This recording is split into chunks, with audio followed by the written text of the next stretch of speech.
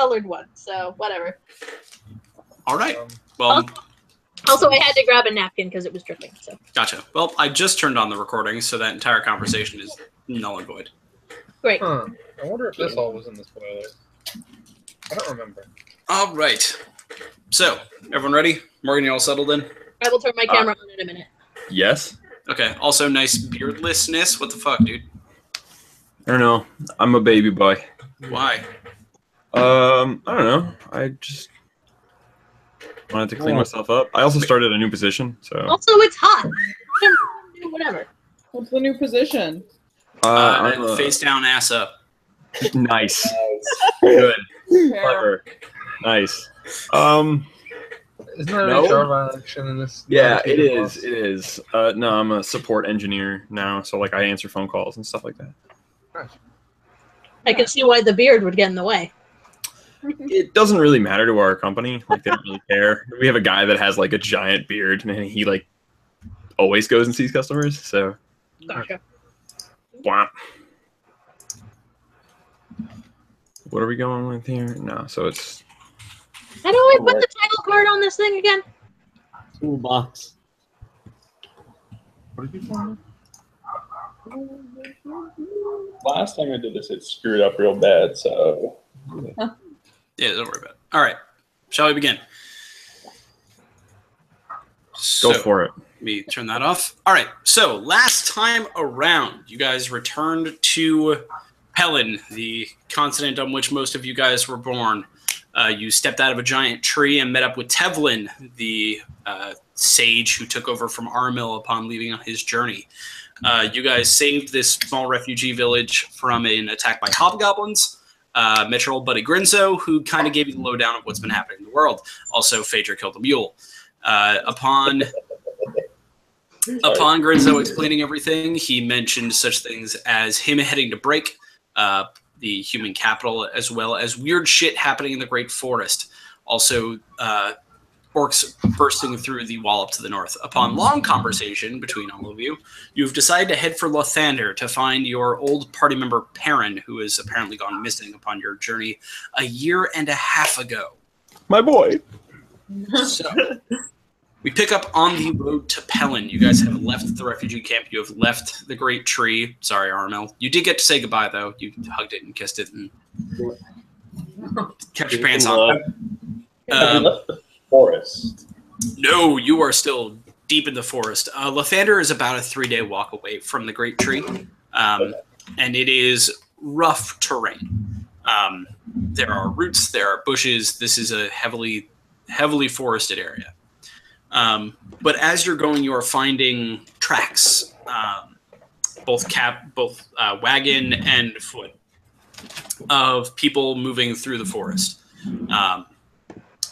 They look like merchant tracks, some older paths that have been there for years, as well as new ones that have just been beat down through the brush.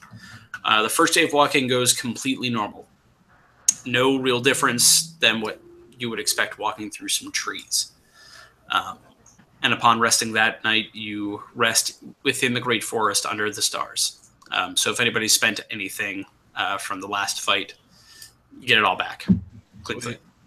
So, if it's okay, I want to kind of take this opportunity to do something, and I need Aramel's help for it. Yeah. Okay. So, Sure. I'm wondering if we could somehow find very strong wood around here that's like really high quality, and if like he knows the trees and like. Can I look for that? It would be an investigation check with advantage because you know the woods. This is going to be rough. I know where this leads. Trev would like to giggle at the mention of strong wood. Okay. I was going to build a bookshelf. Yes. What'd you roll there, Armel? 18. No, wait. 21. Okay. You point out to Sai these maple trees that have been around for a very long time. They're thick, they're hardy. This small grove you're standing in front of is each trunk is maybe 10-foot diameter. These are hardy trees that have been around for a while. Now, is there any way I could get like a relatively straight, healthy branch that I could maybe You like roll an investigation check. 5.5 feet, 6 feet long? What's the modifier for that? Oh, Would be if you don't have it. intelligence. Thank you, intelligence. That would be a Understandable. 17. 17. You find a moderately thick, heavy branch about 8 feet up in one of the trees. It's about the diameter of your arm. Like bicep, not forearm. Yeah. All right. I need to take this with me for reasons. Okay. Whatever you do, man, I'm not gonna judge. What are you using to cut it off? Well, Armo, is it possible to use your like druidcraft to like cut the branch off at the source? Probably. It is. Because I don't really in fact. want to destroy anything, but You can use your druidcraft to woodcraft, and basically ask the plant to release. Yeah, That's all right. right. I'm going to go for that. Okay. yeah. It's a relatively simple process. You put your hand on the tree and commune with the tree, and after a couple seconds of conversing with the energy of the tree, it allows you to remove the branch completely safely, and it is a perfect growth. You actually move the branch and see that the bark has already replaced where the branch once was. Thank you, friend. Nice. Hey, hear that the trees don't fucking kill you. One of the smaller branches on the tree actually whips around Armel and slaps you on the butt. I'm a friend. Appropriate. Thank you, Armo. Yes. Were we interrupting a moment? Thank Jeez. you. I'm just gonna grab that and I'm taking it with me wherever we go. It's heavy, but I need to do it. Add to your inventory that you got this, let's say, 5 foot long branch, maple branch. Okay. And then when we take breaks, I'm gonna be whittling it down to make the shaft of its spear. Okay. Well, it is the night of the first day of the journey. It's been quiet so far this whole ride. Does anyone want to take, or better question, who is taking watch? I'll take first watch. Vader? Yeah. I'll take I'll it. be up all night anyways, you know. Yeah, Trev and Armel, of course, you guys are awake anyway. All right, so Phaedra started up, roll a perception check.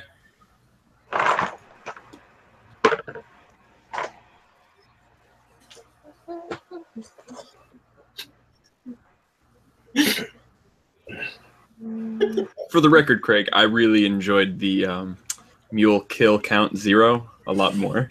I'm just 20, you said? Not a nat 20. Just adds up to 20. It is a quiet, kind of colder fall evening. You hear the wind rustling through the tops of the branches throughout the evening. Stars are out. It's not a cloud in the sky that you can see through the trees itself, through the treetops. But it is quiet. For a dense and vibrant forest, it is very quiet. Okay. Is who else is with me at the moment? Trev and Armo, both. Okay. I mean, trying to classify this as too quiet. That's a DM question. That's up to you. It's quiet. Armel, is it always this quiet around here? Like we can't hear any animals or anything. Nothing but the wind. Yeah, I mean it's normally not this quiet. Do you think a lot of the wildlife's been scared away? Yeah, there's something going on. Okay. Probably. I mean, there's like orcs coming in or something, huh? There's something coming in. Okay. Give me a second. What did that guy tell us? I don't know if this is actually gonna make a fucking difference, but why not? Because you pointing out the stars reminded me of something. Sure. The cleric who raised me, he Mhm. follows Celestian, and his sigil has to do with stars. Right. So while I'm looking, I could try to like be like, "Hey, you got any? If you feel like helping, like I'm not saying this out loud. I'm saying this in my head because I think I'm too embarrassed to say it in front of Trev. Roll a religion check. Look, yeah, because I was raised by a cleric, so I feel like Yeah, you got some connection to the divine, sure. What'd you roll? I rolled a 19, and plus religion is intelligence, so 20. Cool. You sit and contemplate the stars, and you think back to the man who raised you and taught you what you know about the divine arts. Just kind of. It helps. Celestian is the god of wanderers. No, I. Okay, wasn't sure if you remembered or not. I do. And as you sit there and contemplate, you get not a connection to God in any sort of way, or a God, I should say. Mhm. But your mind drifts to things you haven't thought about in a long time. You think back to how you came into the care of that cleric. You think back to the early morning night on a cliff where you fell away from your family. You think back to things that you haven't really contemplated in a long time. And in this moment, all of the things that have happened recently kind of overwhelm you a bit. The man who calls himself your brother, this new role you've stepped into beyond just that of a scholar and a wanderer. And though you don't feel a connection to Celestian, you do find a sense of certainty within yourself that the path you're walking right now is the correct one. Okay. Where it leads and what it will discover, you have no idea, but you feel assured that you are doing the right thing. Okay. Thank you. No problem. Trev and Aramil, both roll perception checks for the second part of the evening after Phaedra heads to sleep.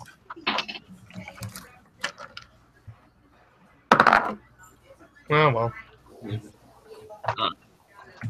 26. 26. Irrelevant at this point. Let's see. Okay. Like a 7? No, Okay. 8. Trev, you are focused on cleaning up your blade because you haven't done that in a while. It's starting to get a little rusty and a little bit gross. Ew. Yeah, that's really gross. Come to think of it. So you're spending the evening getting some of the dried blood out of the well in the back, trying to sort of pretty it up a bit. Don't really notice much of what's happening around you. Aramil, as you sit and contemplate your forest and do what you can to listen, the overwhelming silence kind of it gets to your head a bit, and you start to wander a bit. And as you kind of wander through the trees and around the camp, you start to realize that it's not only silent, but it's cold. And it is fall. It does feel like fall. It does feel like autumn, but under the treetops, it doesn't usually get this cold. And as you stop and rest your hand on one of the trees just to kind of balance yourself, you realize that there is a lack of energy coming off these trees. For some reason, these plants aren't exuding the same life force they usually would. They aren't as vibrant. They aren't as youthful, almost. Something seems to be missing. Can I go back and talk to them about it? The only person awake right now is Trev. Everyone else is asleep. All right, and he's cleaning his blade. Yep. I mean, that is not something I'm unable to talk while I do. Yeah, I'm gonna go chill with him while he cleans his blade. And Okay. man, there's something going on with the forest. It's cold and it's. If anybody would know, you would know. So I believe you. I know. What is like? I'm What would worried. you do if you was like this, where you were like at your or in your part of the woods? Like, what do you normally do? I'm not sure. I've never felt this before. Oh boy. Should Yeah. Gary, what time roughly is it? How long have people been asleep on it at this point? 2 a.m., 3 a.m. People have been asleep maybe for 5 hours. So everybody but Phaedra has gotten some decent sleep? Yeah. Yeah, I feel like there's nothing we can do now. We've got to just keep on our path and see. Yeah, I mean, whatever it is, either we'll find it or it'll find us. That's just sort of maybe someone else would know something about this too. Yeah, you're, like, I'm glad that we have you here to be to speak for the trees, as it were. Yeah. You are the Lorax. I know. The joke gets better if you But yeah, like we'll be ready to wake the guys if something bad happens. Yeah. No, the Lorax should mean something in English. Yeah, we gotta keep an eye out going forward too, for sure. All right. So you guys settle in for the rest of the evening.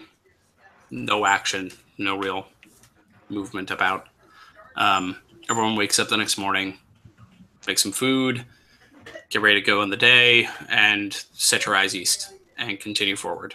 Before we go, Marleman, are you feeling any better? Oh, that's right. I was feeling like trash. No, I'm not. Shit. Okay. Every time you think back to where you were about a couple days ago now, you still get a raging headache. Please don't ask me about it again. Oh. Did I do a medicine check to see if it was? Yes, you did. I think I did. Yeah. So I'm trying to think. I don't know. What did I did like lesser restoration? I think curse. You tried lesser restoration and remove curse. Right, and nothing helped. There's greater restoration, but I don't know if that'll do anything. What does that do that what you have already tried does not do? Restoration's a pretty. You know what? As I imagined, if she's asking me this, I'm gonna now think about this and like. It does undo a debilitating effect, so I don't know how specific that is though. Exhaustion, petrification, charm, a curse. Is there like a source to this pain? Like, it's in the back of your head, and the only thing you can attach it to is whenever you think of the last week. All right. And the memories are foggy as well. You can barely remember anything that happened after leaving the Scorched Wastes. I will say Greater Restoration is a level 5 spell, so if it doesn't do anything, I've got nothing else. But, I mean, I can certainly... Maybe we'll find somebody... I don't think there's anything I know that would help me. Are you thinking about this, Morgan? Yeah, actually. I think roll an Arcana check with disadvantage due to the headache. Front door. And I asked Sai if this was common, and he said it was.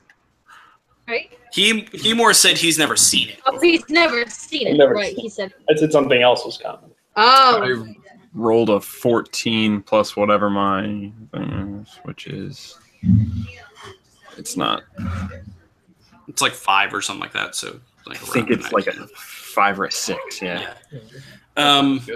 Big number, I know that much. Oh, here we go. 6.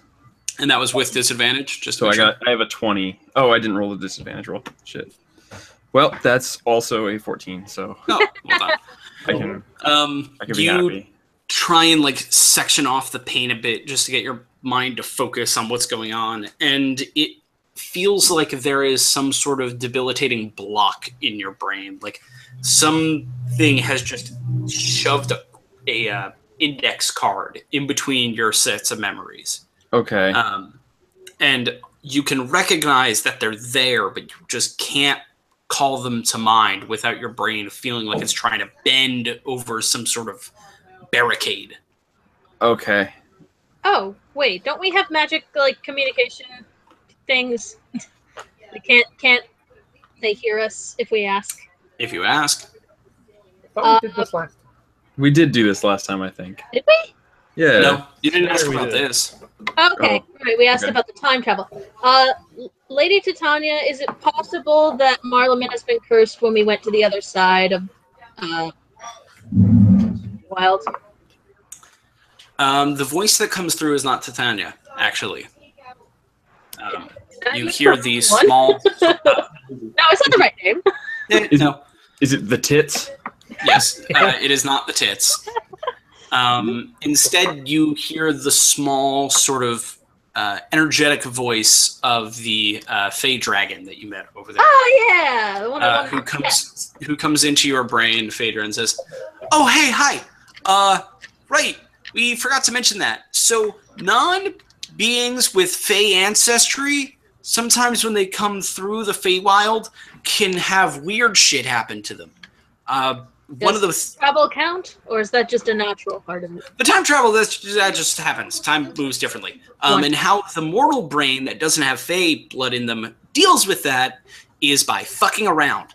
We've had mortals go full impotent and be completely sterile for the rest of their lives. We've had mortals is Marlon grow a second am I liver. the only one hearing this? I believe Yes, I would you be are. listening to this. You can't hear it, actually. Oh, that's Okay, because I'm curious. Everybody else but Trunks and Marlon can hear this. Okay, I was gonna say, please don't make these fucking communication things one-on-one. You will be damning our campaign to a pain in the ass. That was my question. Okay. No. Okay, is there a way to undo it? We're not entirely sure. Mortal bodies aren't really our thing, so we're not really, cool with that sort of thing. I would assume that if you find something that, I don't know, can restore the brain back to what it was before it went, it might be able to deal with it.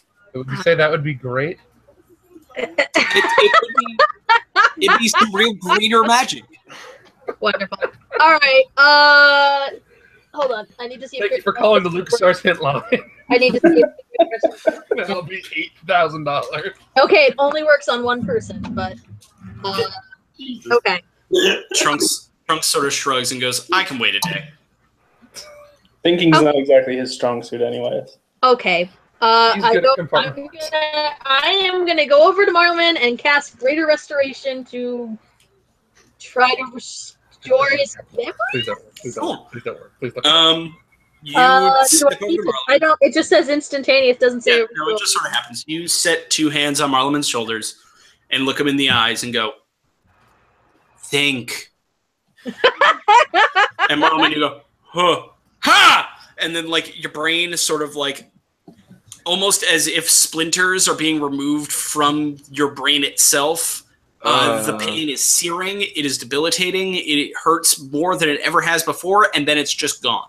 I'm on my knees. I'm definitely all of your memories are back. Everything is back. The clouds are gone. The pain is gone. Okay. And all you remember is wrestling.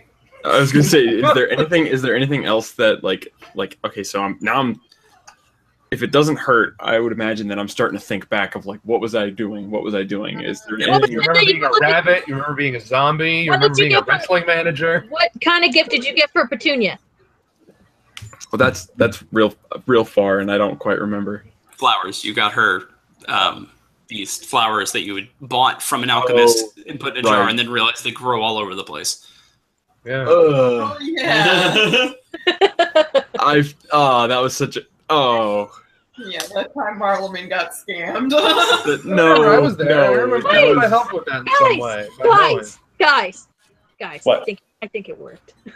Guys, my magic actually worked. The shame of you getting scammed washes over you again, Marleman. The joy of watching Trunks kick the shit out of a tiefling version of Hulk Hogan flows over you again. Yeah.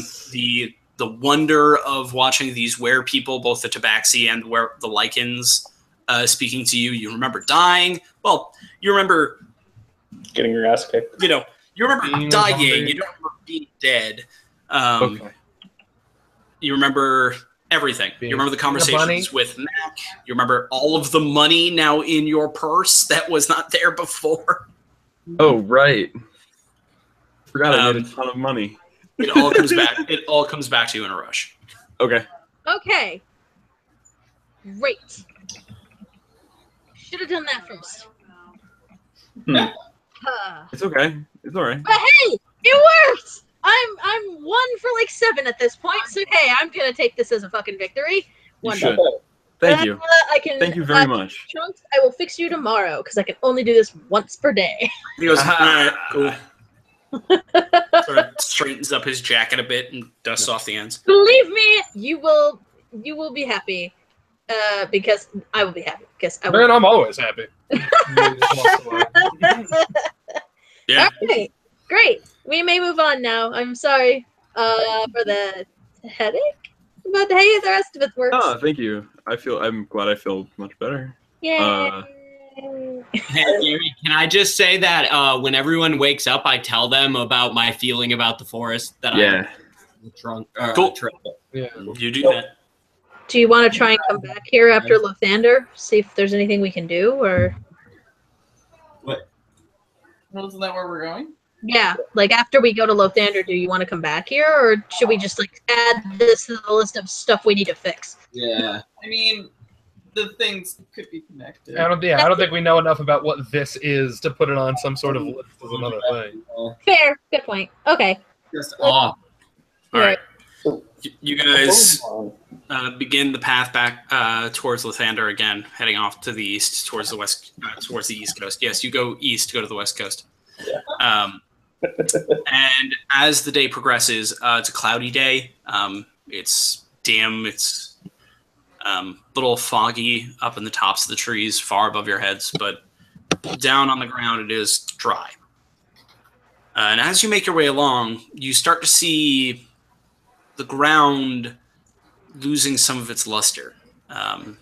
What was once thick bush and grass starts to get slightly more sparse. You start to see more fungus.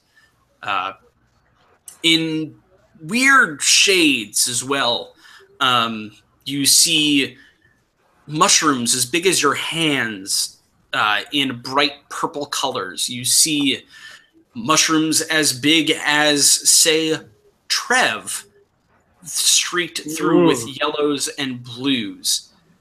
And slowly but surely, all of the grass and the other smaller shrubbery, and including crawling up the bark where ivy and vines would be hanging, are these mosses and funguses. I'm The ground- not an expert, but I don't think these are supposed to be here. No. I am an expert. No. Good. Okay. All right. Can you sense anything about these things? Like, are they magically unnatural, or Roll a nature check.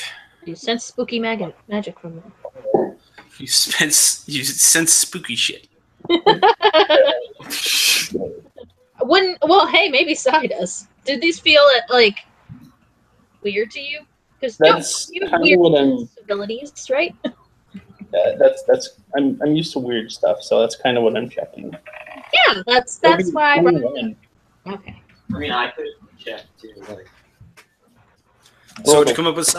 21. 21. You look at these fungus, and although they are natural, they are growing, they are living, they don't seem to take well to the plants here.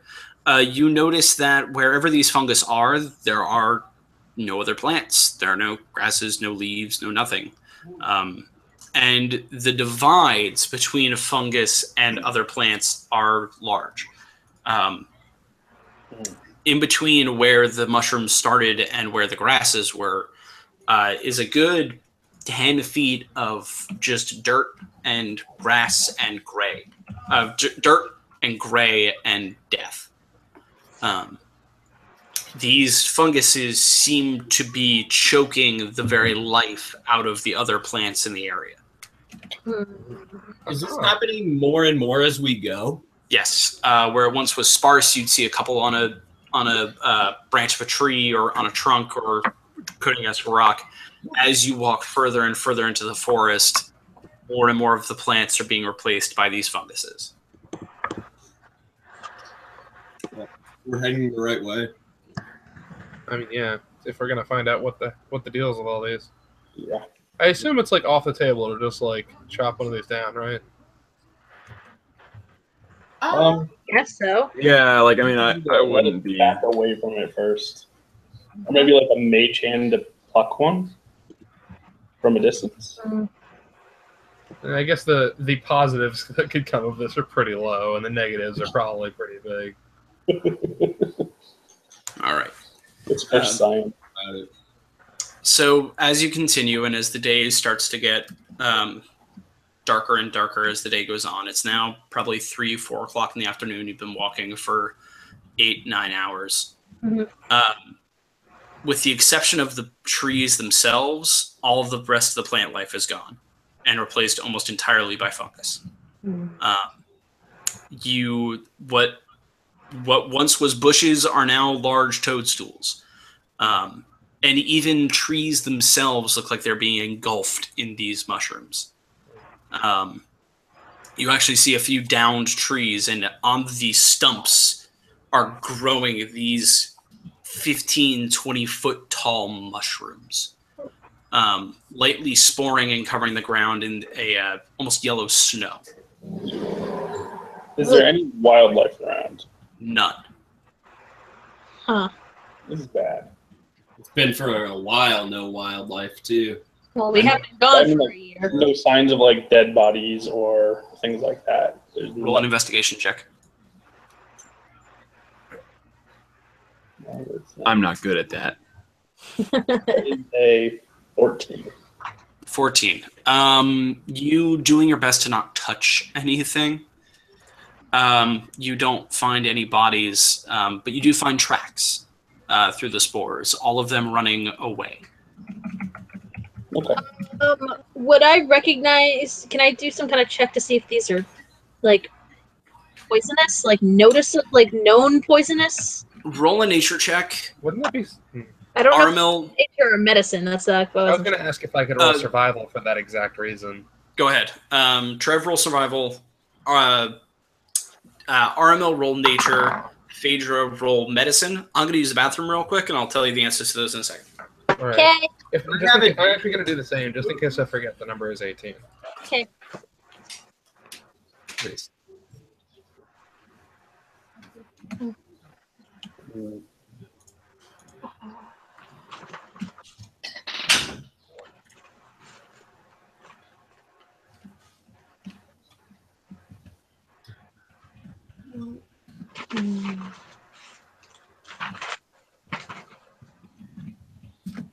Dude, are you going to make armor? No, you're making a spear out of that thing. Yeah, so I'm going to make a spear out of that. The armor's to repay you for helping me. Yeah. I have to talk to... So I get to add 8 when I roll a medicine check. That's cool. Yeah. Hmm.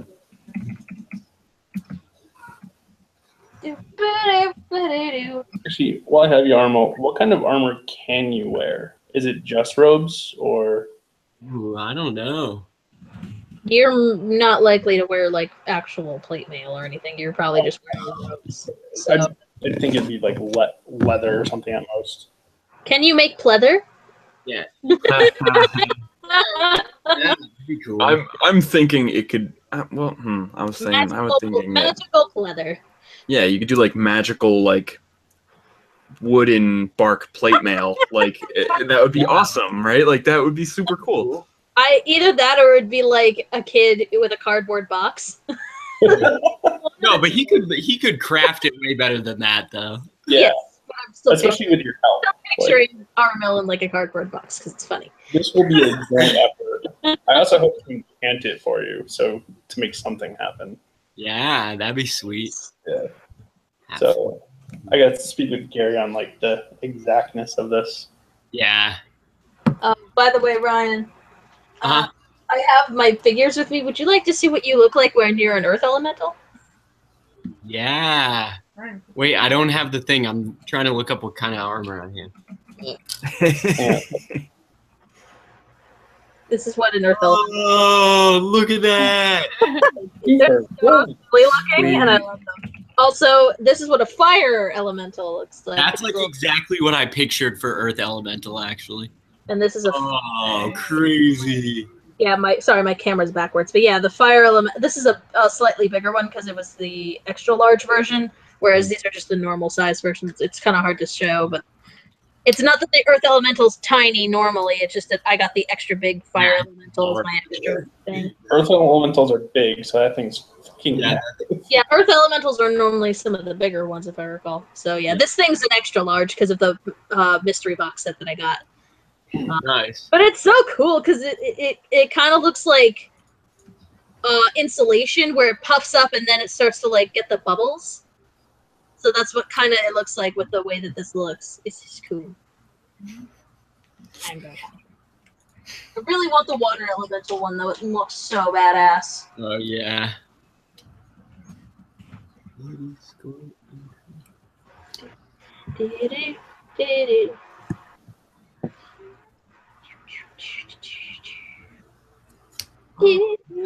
I can't be put to sleep by magic. Really? None of it can. Nobody with elf descent can. Ah. So that's me, you. That's Travis. what I'm reading. Yeah. I didn't know that was I have advantages on charmed rolls. Mm-hmm. that I knew, actually.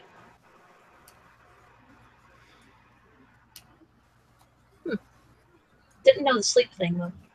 Yeah.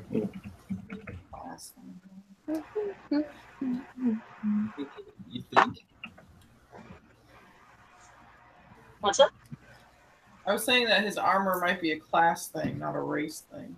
Yeah, it's definitely something to do with that. It has to do with the being a druid thing. Yeah.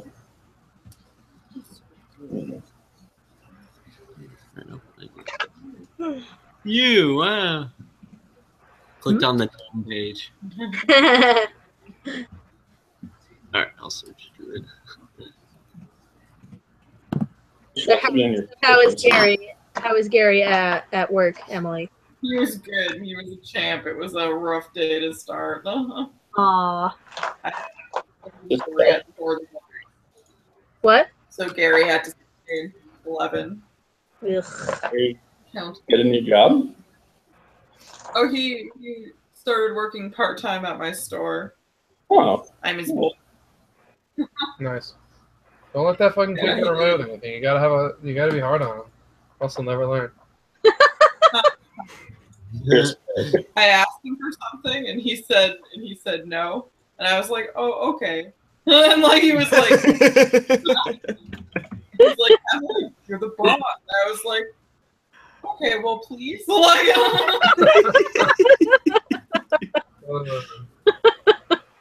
That's the best.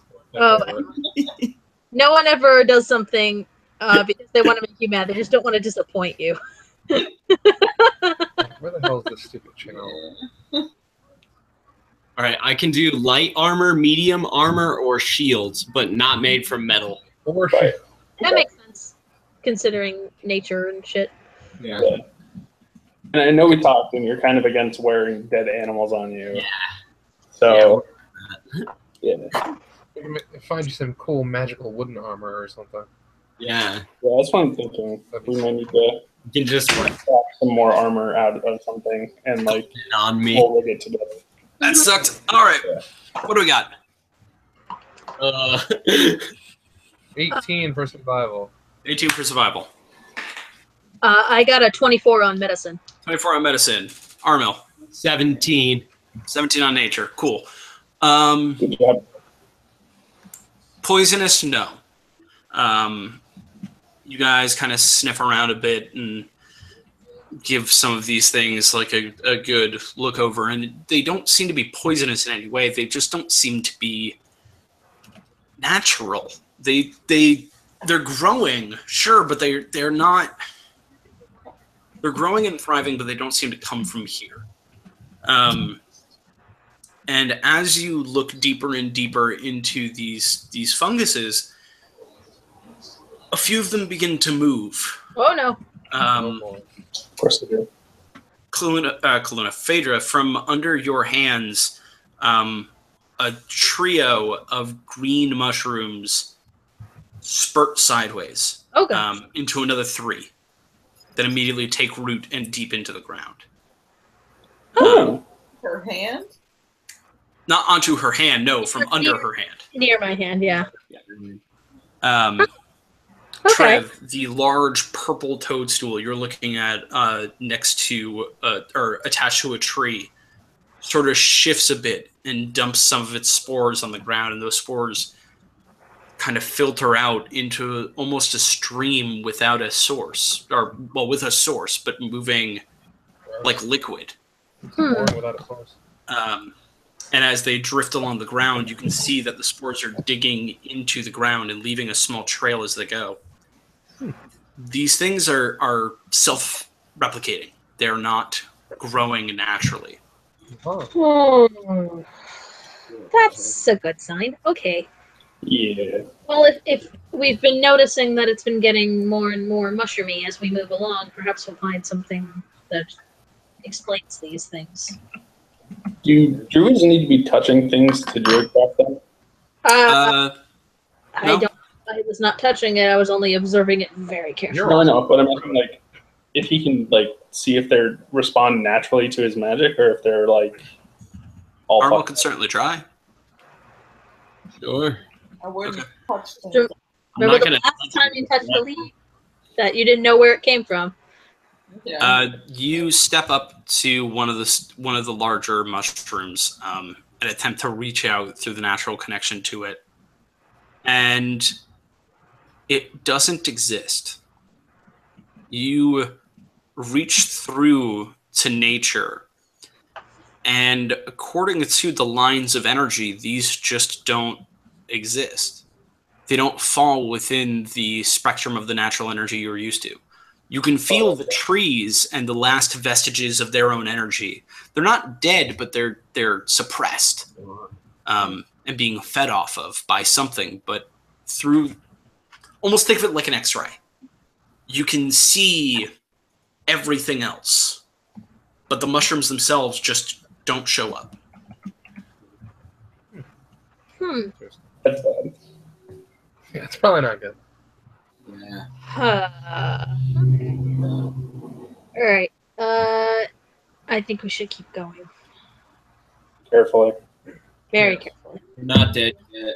Be on Yeah, the lookout. Be on the lookout for more spores and shit. If these things are propagating, then theoretically the places where there's more of will be where they will have been for longer. So if we're heading in that direction, maybe we'll find where it started. Yeah.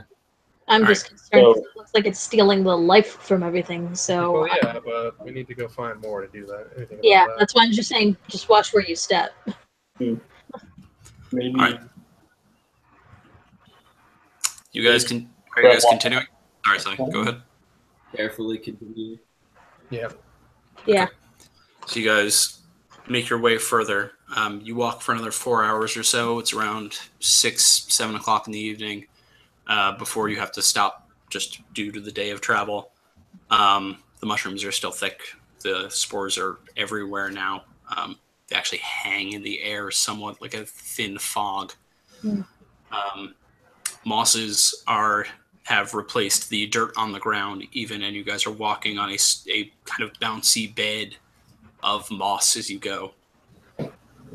And the trees, as you go, are looking sicklier and sicklier. There's almost no leaf top, canopy. There's almost no canopy anymore. The leaves that are around are brittle and dying, falling off the trees. The ones that are still hanging on are almost look even worse, and are graying and losing their color. But the mushrooms are bigger and stronger here. These are ones that have very clearly been here for a bit and have taken a stronger hold on the area. Okay. Should we be on the lookout for like a place to camp soon if it's starting to be later in the evening? Mhm. Can we look and see if there's anywhere that looks not as nearly mushroom infested? Yeah, I'd really rather not. I think it'd be unwise to sleep where there's spores hanging in the air. I mean, I could set some shit on fire, but I'm worried that would then be bad. Yeah. So can we like look and see if there's any area that looks less mushroomy? I mean, there are clearings and there are spaces where you guys could set up bedrolls and put up a tent, but everything here seems to be covered in fungi. What do you guys think? Does anybody have like a spell that can clear an area of ground for us to be in? Oh, right. Dude who can turn into an earth elemental. I mean, I can also. We can just sleep on him. Hang on. No, I meant he can probably move you earth. We can make like a like raise the earth a little bit and then kind of remove the mushrooms a little. Like so it's like we're not in danger of I don't know. I have Earth Tremor, which can basically shake the ground, but I don't think that would work. I don't think so. Creates rough terrain underneath it, though. I don't know if that would change the mushroom deal. No. Mostly I'm wondering to get like the spores away, like clear those away, and that wouldn't do it. All right, you want me to... I could conjure an elemental to have him do it, too. Like, I could do that, Don't they not exist or whatever, though? Like, will doing anything to them do anything to them? Like we can physically touch them, so like if you upturn the earth, it'll go with him. Yeah. I think that's what you mean, right? Yeah. If I used Earth Tremor, right? Or I can, like, elemental form and just, like... Move the dirt. Move the dirt. Yeah. Dirt. Like, I don't know about y'all. I don't want to sleep on this. You guys should go for it. I hope it doesn't kill me. I really... I would be, like... really uncomfortable, like probably this entire time, Mm-hmm. I would not be happy about this. Yeah, probably not. Right. So I guess I'll elemental form then and try and like clear the ground. Okay. Which elemental form? Earth, air, Earth. fire? Earth? Okay. You turn into an earth elemental, and using your large kind of stone hands, sweep across the ground as close as you can and move great piles of spores to either side, creating a solid, 15-foot square without spores. However, in moving them and disturbing them, you also knock more of them into the air. And within 5-10 seconds, the air is clouded with these yellow spores. I need everybody who is currently breathing, so not Aramil, to make a Constitution saving throw immediately. Oh. Wait, could I have it instead of like trying to? I did it. Yeah. Wait, what? I'm included in this. Yes. Yes, you are breathing. You are a mouth breather. Whew. I'm rolling hot tonight. Hot. Included in this, by the way, is Pip. No. I rolled a Mom. nat 20, so I'm feeling Alright. pretty good today. You're cool, Marleman. Marleman. Is it just the D20 plus my Constitution? Like I'm trying Saving to find. throw. Yes. Yeah, I'm trying to find my like specific. I got a 20. Nix, you have a +1 to your con saving throw. Okay, Yeah. is that? You got a solid 20 there, Fade? Mm-hmm. Okay, you're good. So I I have got to roll 8. for Trunks. Ooh. What'd you get? M? Alright, so... Trunks almost certainly has it as one of his like proficient saves. Yes, but Trunks rolled a 5. Oh, bummer. Oh, that's a 13. So it's 13. I got a 17. Which- by the way. 17? Okay. Sai? Look at all you people being healthy. I got an 11. Okay. We'll get to what happens to you in a second there, Sai. And what did Pip roll? 13. I assume Pip doesn't have a Constitution modifier. No. Okay. Sai, both you and Pip take... Ooh, boy. 11 points of poison damage. Oh. And immediately start vomiting uncontrollably.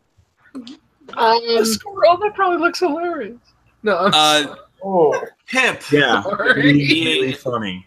Pip being a 5 hit point squirrel, No! Wait. passes out immediately, and is struggling to breathe. It seems to be dying. Can I cast protection from poison on Pip? That will not bring him back to Consider hit stabilizing points. the squirrel before you try to do that. You certainly can, but he will die anyway. Well, because it says it's neutralized. He already The damage took is the done. damage. Oh. Sorry. That would totally work for if it happened again. Got it. Okay. Shit. You have so much healing magic. I'm aware. Like any of it. Can I cast? I was trying to say cure wounds on him. Sure. Yes. Yeah. That's overkill, but sure. It's got Use 5 fucking hit anything points. like the lightest healing you've got. I was trying to find what I had for my lightest healing. Sorry. Right now, your lightest healing is in fact cure. It's cure wounds. Oh no, I have healing word. Do you have it memorized today? No. I have healing word. You do. Okay. Yes, then you can totally do that. All right, I'm going for it. Okay. All cure wounds. Sigh. thank you. Okay. You healing word Pip. He comes back, breathing, Is coughing still, but you know. are they still both poisoned? Okay. Pip does not seem to be poisoned anymore. It seems that dying or nearly dying kind of took care of that for him. What about Sigh? Sai, although you heal him the damage, is still vomiting continuously. Can I also then cast protection from poison on him? Sure. Thank you. That does not stop the retching, but it does stop him from taking more damage. Fuck. Okay. I can't cure sicknesses. You didn't cure me of any hit points, though, did you? I did. I pressed cure wounds on you. Okay. I have to roll that. Sorry. Yeah, I was gonna say. And by the way, these spores are still in the air. They have not So- gone. They have not settled. Okay, you get back.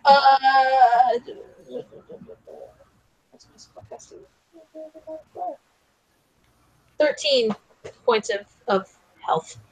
Okay. Back up take. So it is very important you all listen to me right now. Okay. Okay. That all happened in 6 seconds. That was all one round. Was stabilizing Pip, curing, healing, and curing Sai. So you are no longer. Jeez. You are still vomiting Sai, but you are not taking more poison damage. Okay. This is concerning. You are still standing in a thick cloud of spores. You need to get the fuck out of here. Cough, cough. Aramil, please turn into a wind elemental if you can and blow this shit away. Yeah. Yes, please. Oh, Elemental this shit. Okay, Okay, we'll just Armel, you roll turn back. best form. You come back to an elf, then go back into your air elemental form and disperse this cloud of spores. My concern is they'll come back, but okay. The action of blowing out this area of spores leaves the air clean, but blowing out the spores also caused some of the mushrooms on the taller trees to rustle. And you can see spores beginning to drift down. Should I don't know if setting things on fire will make this worse or not. Setting me on fire. Yes, it will. Don't do that. Fine. I'm only good for fire and healing people. You have about 20 seconds before this becomes a problem again. Okay. Oh boy. We need to figure something quick. I mean, would moving work? Yeah. We need to just get out of here. Let's move out of this area and try to not disturb any other spores for now. Okay. Are you walking slowly or quickly? I would say carefully. Okay, so slowly. But careful. And which direction are you going? Deeper or back? We have to get through this. We have to go deeper. I would venture deeper personally. Okay. I'm gonna be not an elemental anymore too. Okay. I mean, Probably smart. Actually, You being an elemental, just being in the area was causing small drafts to keep the area as clean as it was. All right, cool. But it was also disturbing more and more of the mushrooms around you and causing more spores to come out. So can I like hang back for like a second and let them Sure. kind of go, and then I'll, Sure. Everybody roll a dex check, just a regular dex check. You're moving slowly and carefully, and you're going forward. If I have the athletics skill, can I use it? I'm trying to move, smartly, like doing like one of those tire runs. That's kind of athletics. Sure. Yeah. Roll an athletics check.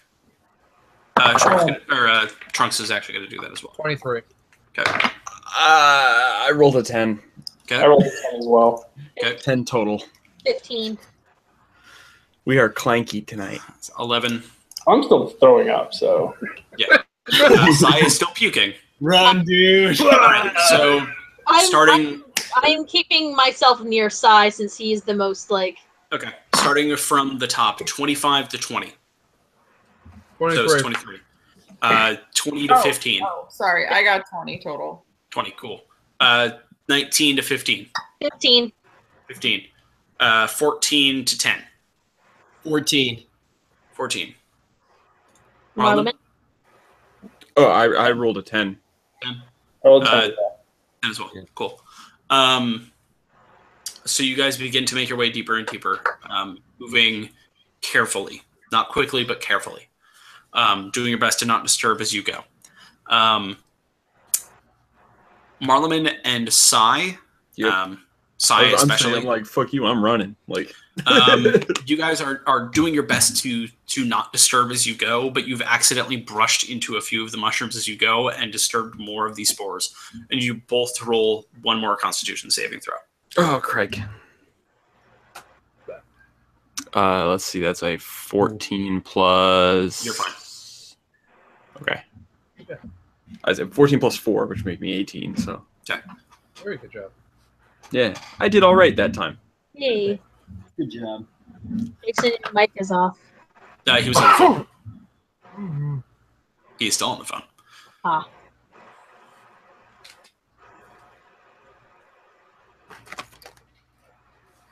Six? 6 total. Fuck.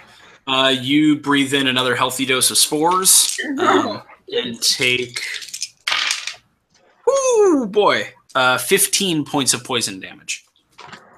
I like it. I like it. Okay. I like it. And you now have the poison condition again.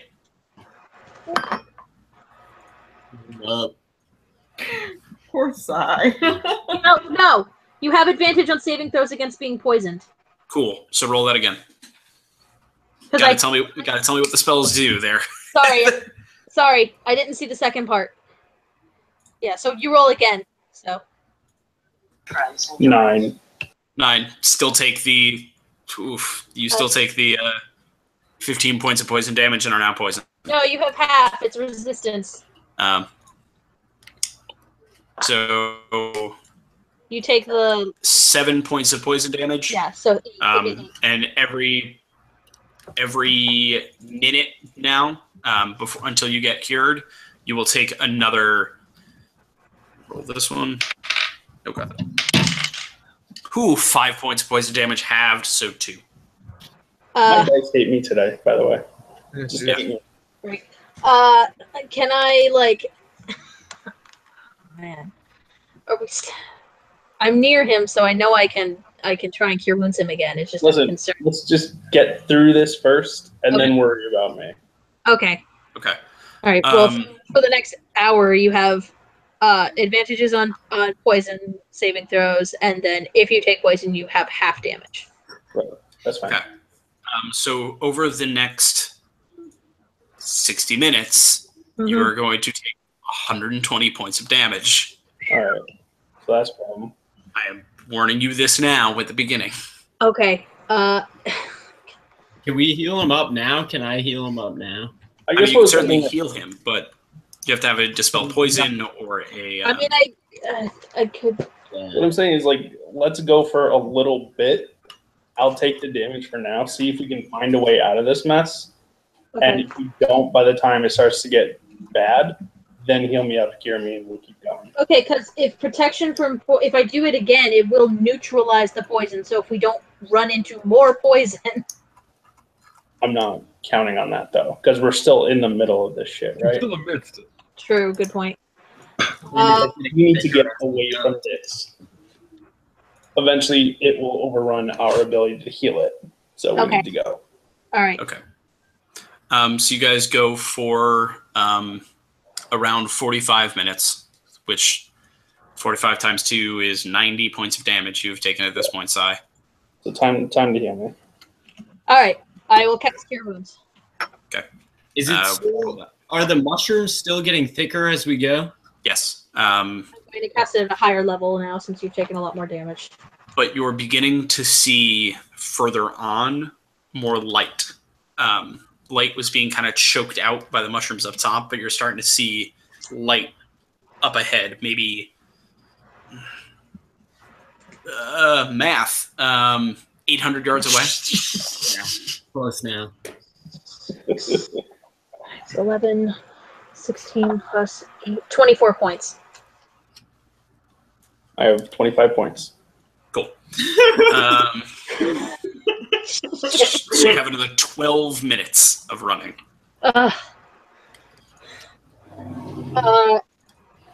Crap. Okay. Healing too. I mean, we can go 10 You minutes. heal him. No, you heal him. So we just can't. Is like your anti-poison spell just like level 12 or something? Is there a reason why you'd rather use multiple cure spells rather than cure at once? Yeah. What? The point is, like, we got to this point, now you can cure me just because it's going to be, you know. If nobody else is getting poisoned by all this, then do it. But I thought multiple people were going to, like, start having to make rolls. I thought, like, because if I did put, that's why I wasn't sure when I said, if you want me to cast protection from poison, if we don't run into more poison, then it's neutralized. You don't have to worry about it. My understanding is that as we traveled, we'd be making more rolls and more people might be poisoned, but apparently that wasn't true. So, is that the case, DM? Hasn't been so far. Yep, I haven't made you guys make more rolls, so. Yeah, I mean, cure him. All right, I'm going to cast another protection from poison on you. yeah, so then cure me.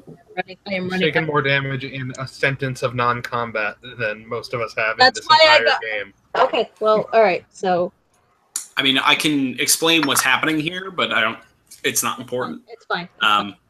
It's just if you would roll the 10 on the dex, which is what you guys did, 10 to 5, it's 1 roll through this. 5 or lower than that, it's 2. 0 would have been 3. Okay. All right. I can cast this how many more times? Yeah, I can cast it twice more before I run out of spell slots. Yeah, we're close now. Yeah, regardless. Sai, you are no longer poisoned. You're still retching. It's still in your system, but you're not taking poison damage. I'm having a bad day. I can't You're having remove. a bad day. I don't have anything to. I'm not high level enough to. I mean, remove poison, you so get the feeling that it's not like a poisoning thing. It's literally just spores in the body. Yeah. And finally, after another half hour of running, of carefully moving your way through these trees, not running, Mhm. you Backflips. break through the tree line. And there are no more funguses here at all. It is just empty. You are surrounded on all sides by gray dust. Wonderful. Fallen trees, burnt shrubbery, empty soil. As far as the eye can see, Great Except- dust or ash. You said burnt trees, right? I said fallen trees, not burnt. Oh. Yes, gray dust. You feel it, and it's not ash. Marloman, you know what this is. Is this the stuff from the wastes? No, that's all. Okay. That is it. This is necrotic blight. Oh, Oh no. This is what is left behind by necrotic action. Oh no. I know this, guys. Please help. necromantic acts have been done here. I believe these are. Is it safe for me to say that I believe that these are the remains of something? Yes, you can very easily put together that there used to be more forest here, Okay. and there isn't anymore. That's not good. Okay. About, it's around 8 o'clock now in the evening. The sun is setting, but it is not quite set. You can see the oranges kind of through the clouds. About 5 miles to your left, you can see the soft shimmer of ocean. Okay. And approximately maybe a good 30, 40 miles directly ahead, directly east, on another part of the shoreline, you can see a what looks like it could be a city. It is still a distance away, but you do have eyes on it. Okay. Do we want to try to make camp in this area of death or near the water? Water. Water probably is better, I right? tend to have a lot of luck in the water. You do have a water dad. I tend to err on the side of not choosing the one with death in the name. That's fair. All right, should we make our way over there then while we still have a little bit of light remaining? Yeah. All right. You guys make your way. You beat feet as fast as you can over to the shore. It looks like it used to be the shore attached to a forest. It's softly pebbled. The sand is pristine. This would have been beautiful when there were still trees here. And there are still trees to your north, ranging around the coast. And you can see about maybe 3 miles of fungus-blighted trees before it turns back into regular wood, going almost endlessly the other direction. Huh. Healthy wood? It's healthy 5 miles past the blight, yes. Right. Okay. So, there seem to be... so you are standing on the edge between this about 50 miles of waste, Right. about 5 miles of fungus trees, and then God knows how long of healthy tree. Does there seem to be an epicenter of the blight? It just seems to be radiating from somewhere. Okay. So, what can cause something like this? Can I A blight spell times 1 billion? cast I think I have this somewhere. Don't I have like sense magic or whatever it is? Detect magic? Sure, you can cast Detect Magic and see what you come up with. Alright, well, I do that.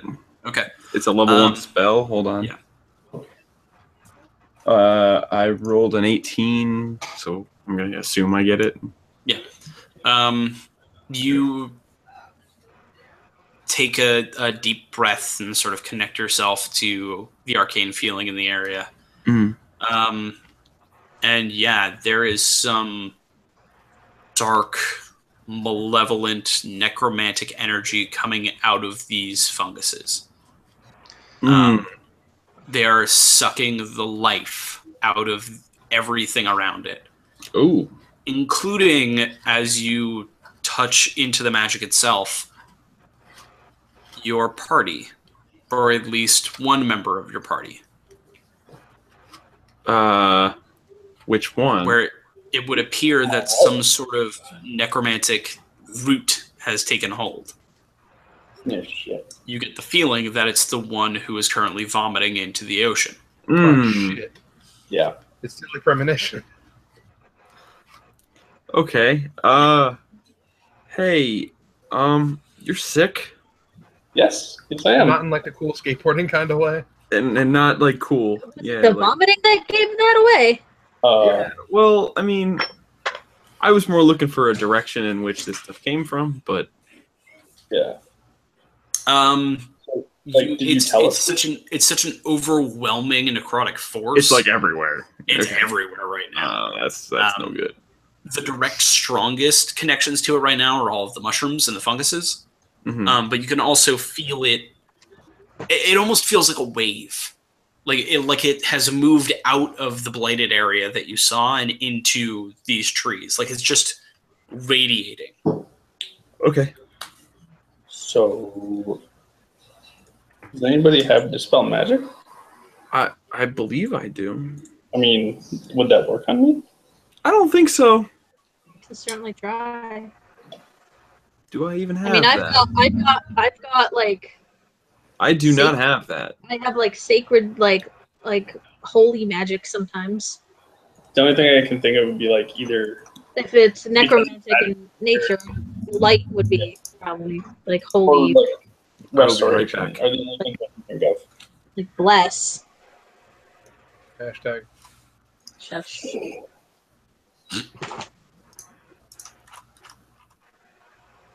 And yeah, this is one of those situations where I don't have much to offer, like, other than my... Nothing really. I've got nothing. I'm not helpful here. Exactly kill this problem. Unless you would like me to cut that thing out of you, if whatever that thing is. No, I can probably do it. I can't say I'll do it well. No. No. Options on the table. Is Dispel Magic something you can learn, Heather? Yes. Is it in your book? Then you can do it tomorrow after sleeping. It's definitely something that Marlon can do. I think it might even be There able to are. do it. I have options I can do tomorrow. I can use Dispel Magic tomorrow. I could use Let me- Remove Curse today, but I don't think it'll help. I can use Hold on. like nothing. I can use my awesome Warlock magic that is awesome. Hold on. I'm checking. Yeah, they're kind of What is limiting my our magic? I'm spells. looking that up. Oh no, I have Dispel Magic today. Oh, you do? I do.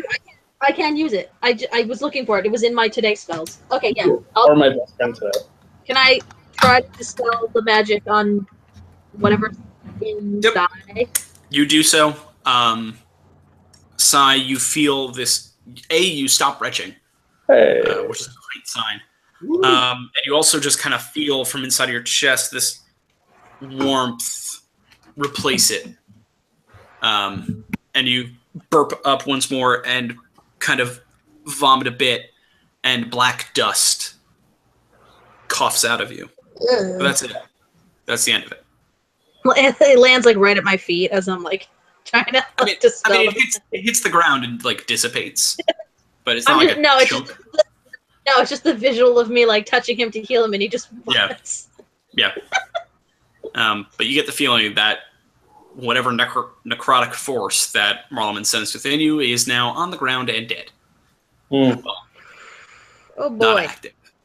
Wait, do you mean like dead or dead? I mean, necrotic is death, so. It's cool. Great. Okay, good. Okay. I am running low on spell slots, just as a heads up. Yeah. Is it safe to sleep here, you think? You guys think? I would say the water is probably best. You, Mr. Nature Boy, can you talk to trees again today? Did I what? Talk to trees today? Yeah, like Do you have speak with plants today? Because if we've got some healthy trees, perhaps we may ask them if this area is safe. No, I don't have speak with plants. No. Shit. I should though. Shit. I thought you had like commune with nature or whatever. No.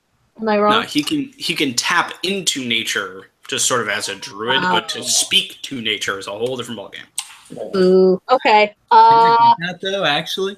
Yeah. Huh? Fine. I'm finding the exact name of the spell for you right now. Yeah, cool. Okay, it's just a specific tree you were talking to. It's just called Speak with Plants. It's a 3rd level spell. Speak with plants. All right. Does the water look clean? It looks blue and crystal clear. Do I see any like fishies? Nope. Or like, crabs or nothing? You see a few small clams laying along the bottom, a few hermit crabs, but no real fish. Okay, well, I see little crabs, so that would suggest that it's not entirely dead around here. So if any place is good to rest, this might not be that bad. Is the ground covered in spores? No. No. Be No. fine. The beach is clean. There's just nothing here. Yeah, you should be fine then. Okay, let's make camp here then and try and rest up a bit. Okay. Who's taking watch? I'm gonna sleep. Yeah. Am I able to modify my spells while I'm taking watch? Yes. I'm doing that. How many hit will he restore all his hit points in this sleep, or should I cast Cure Wounds while I still have a spell slot before I go to He bed? will restore all of his hit points during the sleep. Then I will go to bed. Can I check on the squirrel? Sure. Pip's fine. Okay. He had covered himself in Nick's hood after the first experience with the spores and had hidden away deep within her hair to avoid as much as she could. Okay, so the squirrel's How much damage did the spores do to that branch I was carrying? None. Didn't do anything to the branch. Good. Although you take a look at it now and notice that the spores Cleaning aren't it up. covering it. Yeah. I'm cleaning I'm cleaning everything off. Okay. I'll actually say for most of you guys, you dust off as many spores as you can throughout the evening and shake it out of your boots, get it off your robes and whatnot. Should I test to see if what fire does to a little spore? Okay, why not? Like, if I see like a little bit of it, like just kind of like back away slowly and just aim a little sacred flame at it and see if it does anything. Yay, science. Isn't Sacred Flame holy damage, though? It is still fire, and this shut is necrotic, so I figure I might as well use the holy fire. Hmm. But we wouldn't be sure if it was the fire and the holy that It's a cantrip. I will. So- I will cast Scorching. I'm sleeping too, I guess. I mean, this can be done before you guys go to sleep. Yes, Yeah. I have Sacred Flame as a cantrip, which is why I wanted to use that specifically. Go for it. All right, I'm going to use Sacred Flame on like a little bit of the spores that haven't been. Okay. You find a small pile that Marleman had actually shaken out of his boots onto the ground and lighted up with a bit of sacred flame. And as the flame hits the spore, as they hit the spores, it almost fuses as a circle and sparks into nothingness. It burns up almost like gunpowder with its speed and ferocity. Ooh. Whoa. Okay.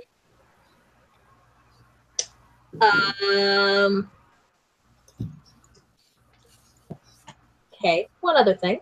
Mm-hmm. I also have burning hands. Can I do the same thing with another pile and compare the radiant fire and what it does and just regular fire and what it also does? Sure. Thank You do so. And it doesn't catch on fire at all. Oh boy. Just will not light no matter how hard you try. Okay, and then I sacred flame it to get rid of it. Same idea. Okay. It burns up like gunpowder. Okay. Nothing organic for it to burn. That Radiant answers my question. ant magic will affect it, but not regular fire. So good thing we didn't do that, because that would have done absolutely nothing. Except Cool. make shit probably worse. Great. I'm gonna go through my spells and make sure I have other stuff besides Sacred Flame, just in case. All right. So, Trev, you're taking watch tonight? Yeah. Okay. And I'm Yeah. switching one of my cantrips up. Okay. Armel, you as well. I can do, so I'm really glad I looked it up. What's up, Armel? I can change some spells in this time too. Yes, you can. Okay, cool. I'm hitting that up. Okay. You're gonna like this one, yay. Oh, dear. So, you guys settle in for the evening. Rest up, sleep. Trev, Armel, roll your perception checks. I actually would love to, like, especially because I didn't use it yesterday, I would love to retcon this if I came up with it. I thought to use this while I was cleaning my weapon last night. Okay. This spell of mine. 15. Okay. Thank you. Yes, 15. Perception, sorry. What the? Eight. All right. 14. Okay. As you guys settle in, and watch both out over the water and deeper into the trees, as well as towards this settlement you can see in the distance. Trev, as you're looking at the trees, just kind of idly glancing around 3 a.m. or so, you see this very short, very small, somewhere in the tree line. Oh boy. And then another one. And then another. And then another. And then silence. Oh boy. What did I see again? I didn't quite. Purple flashes of light. Right. All seem to be clustered into the same area. 5 of them. They just sort of popped. One at a time. Do I see anything at all around them where they would have been? Because they were deeper into the tree line. You could only really see the glow of the light itself. You couldn't really see the source. Oh boy, there are not a lot of radiant spells at my levels. Alright, I don't think that. Or wait, is Marleman also taking watch? Marleman is asleep. I'm sleeping. Or not I'm Marleman? Armel. Hey, did you see that? Yeah. Over, point in the right direction. A little, yeah. See those crazy lights over there? Yeah, what the hell? Something weird is going on here. As you guys focus more and more on these trees and try and follow the light source, you start to see movement Oh boy. in the trees. Oh man. You want to wake And then this is where we gotta wake people up. okay. Guys, there is something moving out there. Oh no. Okay. Oh, Yep. What's up? What's going on? I saw some weird lights over there beyond the tree lines, and it seems like something is moving. What color? Was it weird, like dark lights? Was it red? Was like? There were. Did it look like necromantically black? I don't know. There was not somebody having a blacklight rave in the forest. There's something going on though. There's someone coming. I'm gonna draw my sword and get ready. And as you guys sort of look to where you're being directed, you see. How long has it been since we've been asleep? Have we gotten a rest or no? Not a full rest. It's been about. I'd actually say yes. You got a full rest. Okay. It's been about 8. It's been about 7 hours, which I'll say is right on that cusp. Okay. Thank you. No problem. You see on the edge of the tree lines, towards where Trev is pointing, a very small, spindly limb suddenly come through the tree. Then another one. And then 3 more of them on top of the first, and then 3 more on the other, as a very large spider crawls its way out. I do not like spiders. I do not like spiders. Followed by a second one. Followed by a second one. Oh no. And on the ground come forth 2 small, about a foot and a half long rats. Awesome. Great. That kind of slither their way and scamper their way out through the trees and sort of sniff around and look into the air, with these 2 spiders sort of hanging up in the trees above them. What next comes is a raven. Flies its way out of the trees and sort of settles onto a rock very close to one of the spiders itself. And then finally, you hear low, thudding footsteps. Not heavy, but certainly not light either. As this... Hang on, I gotta get the correct size thing on this. My bad. As this 3-foot tall but 6-foot long dog comes out of the woods. Thick, square face, big jaws. Gary froze. Small. Oh, shit. Actually, I think I just froze on your side, Heather, and that's it. It's a big dogger. Yeah. Yeah, definitely on her side. Small, pointed ears like a Doberman. And Not like this one? pierce. Yeah, kind of. Oh, doofus. And piercing orange eyes. All of them have piercing orange eyes. And they're all looking very exactly at your party. Well, then it's just my questions. Yeah, all right, let's fucking roll, I guess. Cool. The dog sort of shuffles forward, rears up on its back legs, lunges a bit in the upper shoulders.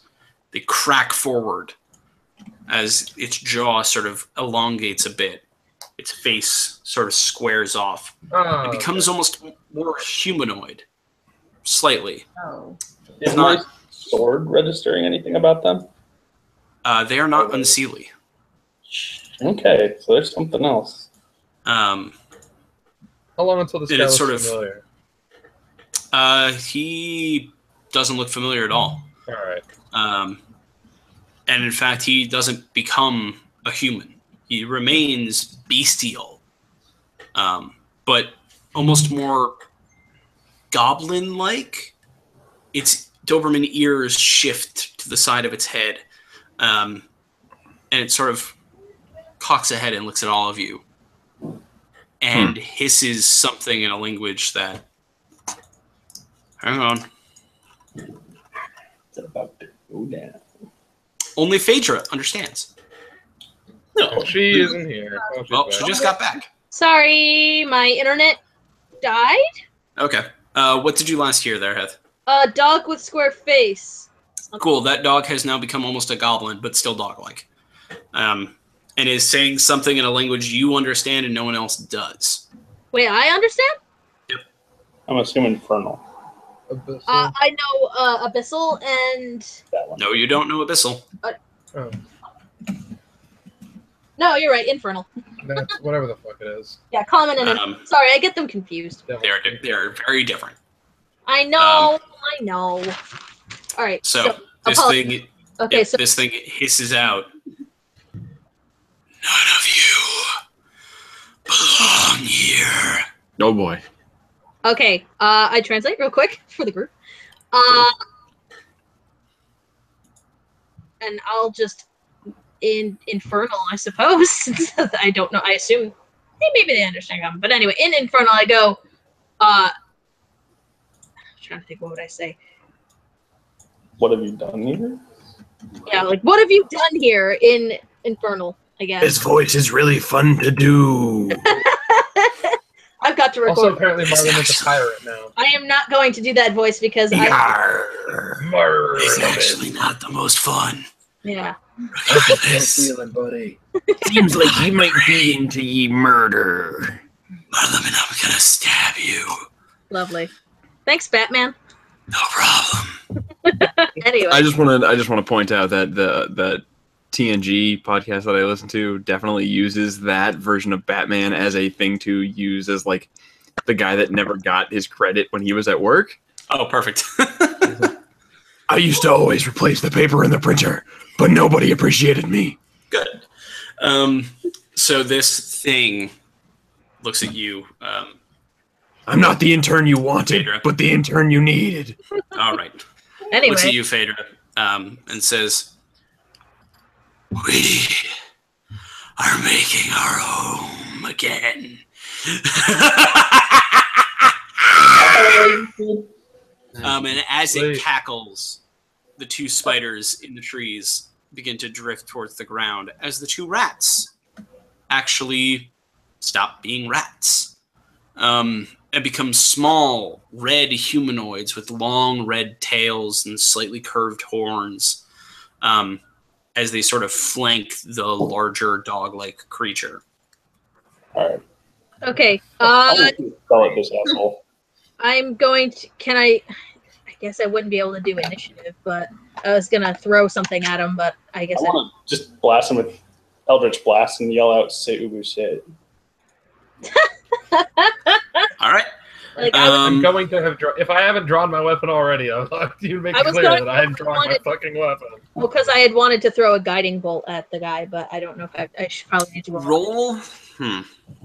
because I wanted to like. They are looking at you, so it's hard to get a surprise round on them. Could Because I do the moment you start to move, they will react. Could I? If we're gonna like fight these guys, could I just attack them because they're like trying to fuck up my home, and that's sure. not cool? Okay. I already kicked the party Actually, off. I have another. It's not a. It's just me saying something. It's not me throwing something. Can I use thaumaturgy to make myself use my boomy voice? Sure. So everyone roll initiative. We're just going to do this now. You guys won't get a surprise round for your attacks, but you can definitely do them on your first turns. What up, Vader? I was going to yell at them in Infernal using thaumaturgy to try and intimidate them and tell them, this place is guarded. Leave before you are destroyed like the rest of this. Okay. They don't seem to give a shit at all. Okay. Especially not an Infernal. Yeah, okay. I want Okay. the dog. Okay. Hang on. Remember, that move worked when they didn't understand it. I'm a little rusty. That move worked when they didn't understand what you were saying. Eh. I figured it'd be easier to say it in Infernal, but okay, sure. Okay, one second. So now we got roll initiative, you said? Yes, please do. Sorry, just finding this guy's initiative modifier. There it is. Cool.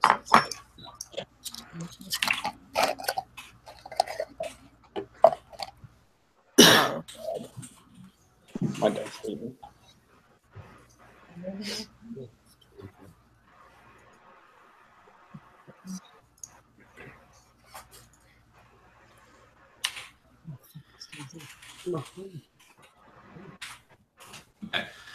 So 25 to 20.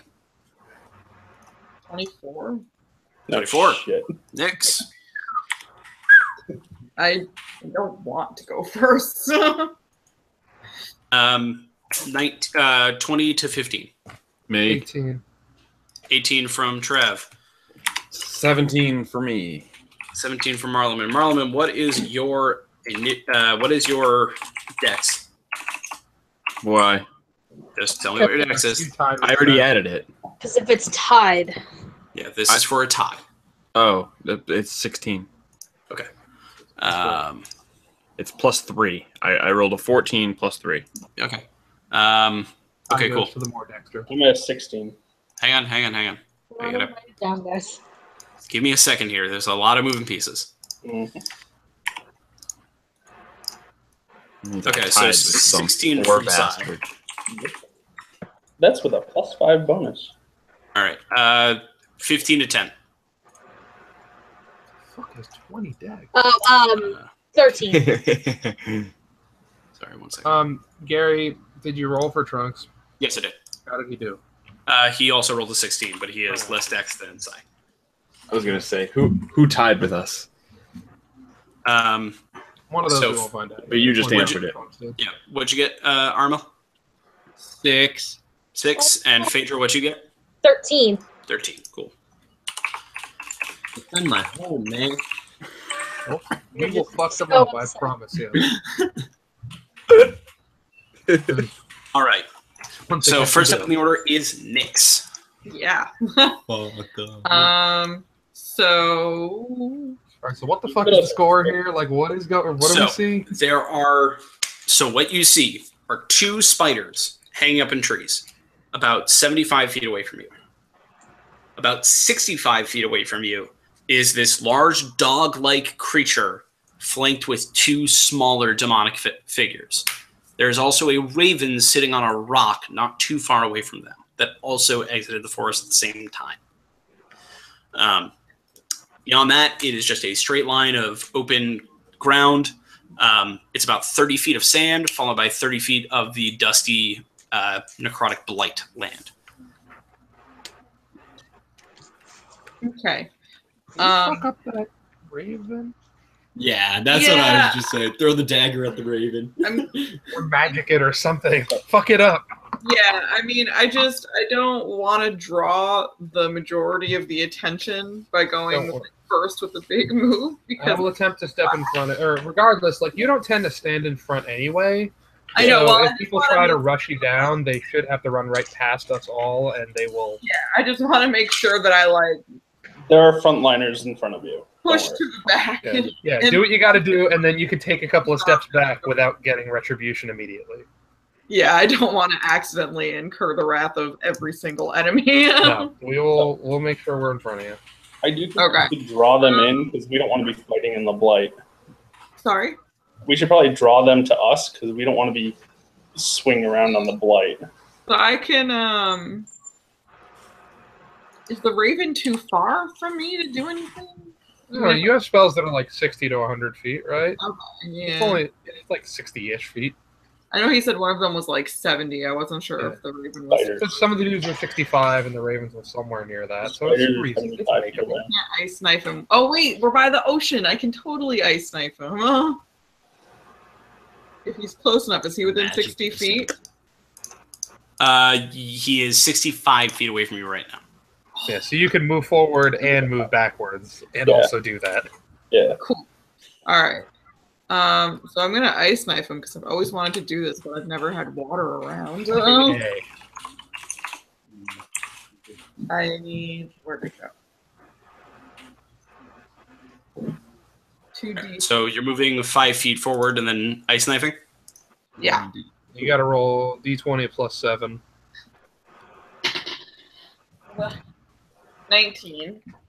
19 against Raven. the Raven. Yeah. Okay, that will hit. Roll for damage. Can I have the Is this a D10? Yeah, fuck that raven. I need to 1d10 piercing damage, and then it explodes. Oh, I read past that. No, I don't think this is a 10. 10 looks like a top, like the top from Oh, the end of Inception. Yeah, that's it. Okay. Because it's 0, 1, 2. 5 for the 1d10. Okay. And then, can I have the other one? What's the other one? 6. Is there, So 5. are there any enemies within 5 feet of the Raven? No, it's actually sitting about 10 feet away from everything else. Well, then only it needs to make a dex save. Okay. Make sure that it doesn't get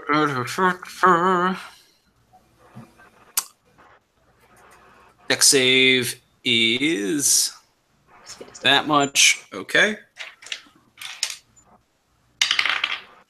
Cool. It rolled an 11. So I hit it with the explosion? Yes, you do. Your spell save Yep. DC is higher than that. Okay. I'm assuming, like, it's got to be, right, Gary? It's Yes. 8 plus, yeah. Yes. Even if it were just 8 plus a proficiency bonus, that's it. So that was Mhm. ultimately a 9. Added Okay. together. So I hit it Get out. 5, 9. Okay.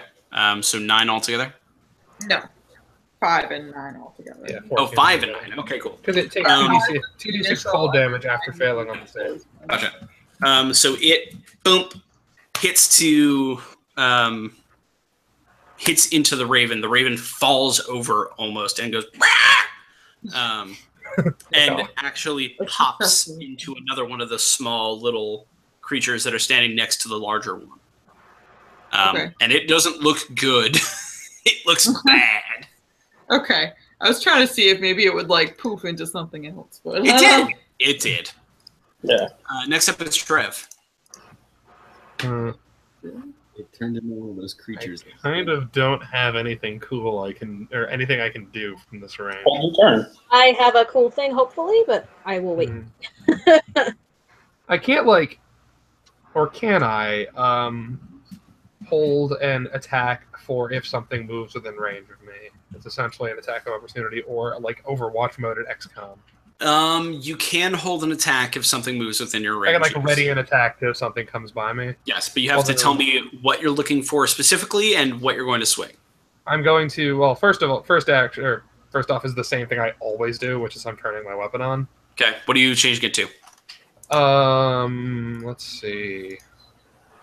Remind me what the fire did to these guys? Hang on. Or to this stuff? Nope, we're good. Actual fire did nothing. Actual fire did nothing. Radiant damage did stuff. Well, I don't have You radiant. Let's see. Fire is not going to be the business. That would hurt. Ice is probably not the Sorry, business hang either. on. Gotta roll this back just one step there, Craig. I apologize. So it was 5 points of what damage, followed by 9 points of what damage? Piercing, then cold. Like the initial hit, Piercing. and then piercing. So And piercing, then cold. And then cold. Yep. Okay. Math. Sorry, I forgot damage resistances. So that means the total would be 10 if it has resistance to the cold. It does have resistance to the cold and the piercing. And it's fucking... Just make it 7 to make the math easier. Yeah, 7 is the number I was leaning towards as well. Cool. Total. All right. So it does pop back into the smaller form, but doesn't look anywhere near as bad as it did before. It looks half as bad, apparently. Well, now Yeah, we just know. about. Yeah. You're I welcome. guess I'm gonna go with lightning. None of them are gonna be, but that one's gonna look cool, and I haven't used it in a while. Okay. You lightening up your sword, and it's ready to go. Yeah, and then I'm just going to be ready to attack if anything comes within my range. Okay. And try and look really menacing while I'm doing it. All right. Next up in the order is the tiny things. So the first two that are already in their regular appearance. What's your speed, guys? There's your speed. The two that are already in their humanoid forms, although tiny but humanoid, turn invisible. Okay. And kind of move somewhere that you can't really see. Sorry, No. they turn into what? Say again? They turn into what? Invisible. Turned invisible. Oh, okay. The two spiders pop into they reach the ground and pop into the smaller forms and charge forward at you guys, but only make it about 20 feet. Meanwhile, the one that was a raven turns back into a raven and goes to fly back into the forest, and it makes it 60 feet. So how far away is he from us now? It is about 140 feet away. Nope, not that much. 130 feet away from you. Moving deeper into the tree line. It has already made the trees. Okay. Next up in the order is Parliament.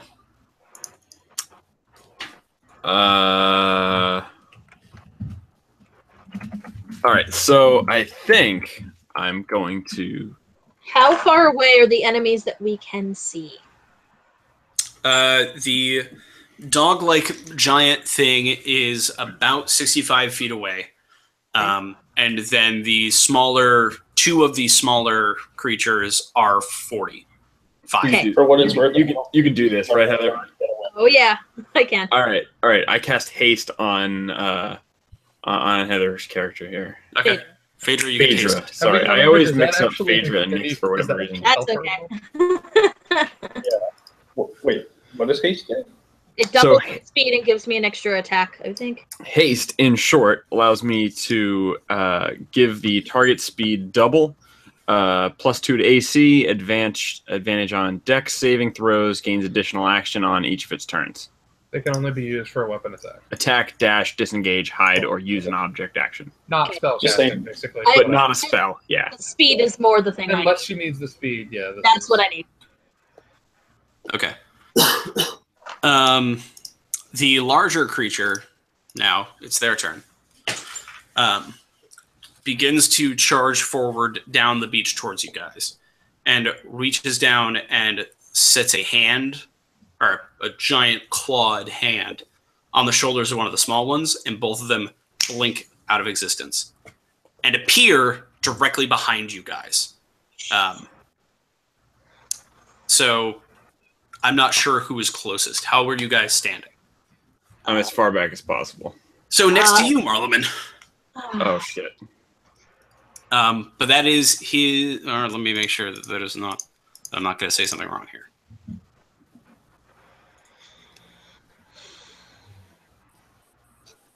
So, was Nope, it he can just kind of do that. Was it the 2 invisible ones or 2 other ones? I'm confused as to how many. So there are 4 of the smaller humanoids. 2 have gone invisible, and you don't see them anymore. Okay. He touched one of the ones you could see that was already chasing towards you guys, Okay. and is now dimension doored behind you. In the original Gotcha. description, there were the 2 rat ones and a raven one and the big guy. And the And 2 the 2 spiders. 2 spiders. So I thought that we have too many humanoids, don't we? No, the No. spiders are no longer spiders. Oh, that's why. Okay. I was assuming they were still spiders. Okay. Okay. So you're going to get attacked 3 times there, Marlon. Dimension Oh, Graph Box? Jesus. No, how fucking broken is this thing? It is for this thing can do that. Oh, I'm not happy. I'm Um, sorry. Okay. We thought we So were being it's clever. first going to bite you. It's going to bite at you first, And do which is a natural 20, fuck. Oh no. which is That's not in Marlon. Hey, I've lived through worse things. ooh-wee. Okay, That maybe not. is a 19 points of piercing damage. Holy crap! What are you talking about? All right, Then hold it's on. going to make 2 claw attacks against you. Okay, so that's 77 minus 19. 15. I'm gonna get my One's a calculator. natural 2, so that doesn't hit. And the other one is another natural 20. Okay, and how much?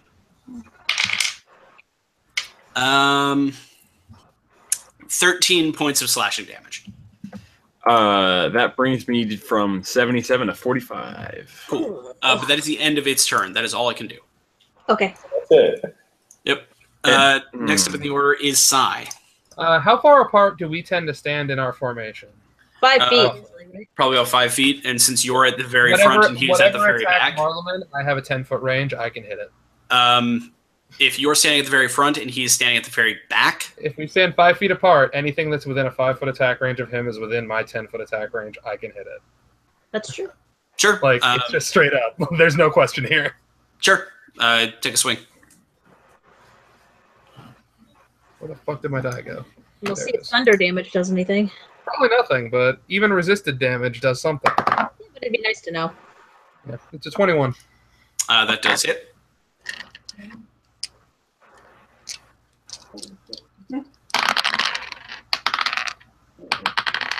All right, it's 16 slashing damage, Okay. and it is. Oh no, it's more than that. I forgot about my modifier thingy. It's 20 slashing damage, and then Cool. it is 6 thunder damage. Have you reached the point in the Blood Hunter tree where when your right is on, your weapon is considered magical? I reached that a long time ago. Yes. Just make it sure. Okay. Yeah, that's something Um, that I was gonna have to say. Like, yes, this is a magical weapon. It's the Just making sure. thankfully my slashing damage is not resisted. I assume the elemental damage is. The hey. elemental damage is actually not resisted. Hey, it's the only thing I can do. But yeah, so that's 20 plus 6. Okay, cool. Do you have another swing?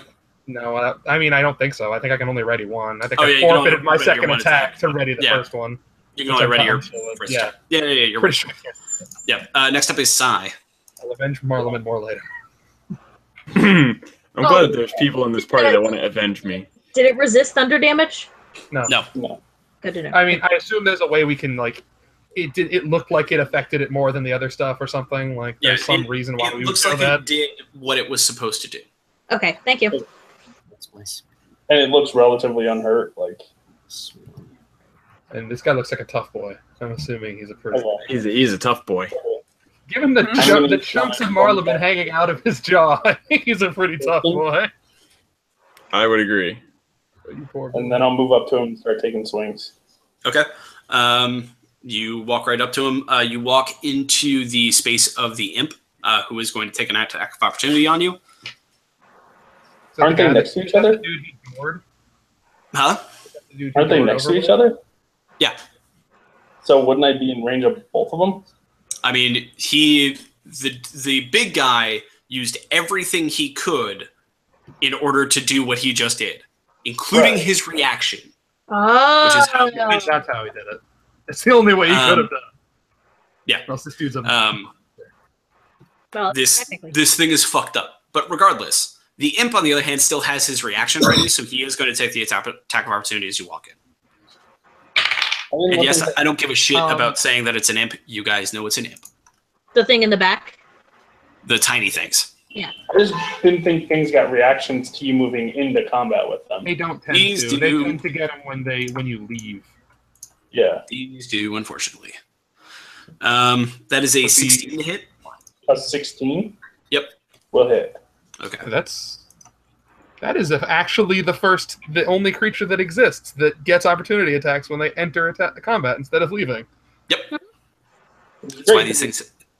I'll say later. Devils. That is 7 points of damage. Okay. Yes, Devil Sense is a screwed up thing. Yes. You don't provoke an opportunity attack if an explosion hurls you out of a foe's reach. That's probably good. Yep. Okay, so can I still keep swinging on the big guy? Oh yeah, no, you can do everything you want to do. It was just this guy, as you walked in with space, went, ha! Oh shit, you're next. Alright, so I'll take my 2 attacks on the big guy. Okay. Swing away. The first one will be a 26. That will hit. Roll for damage. And I'll enough the second one's a 26 as well.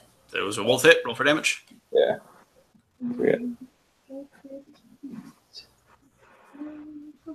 The first one is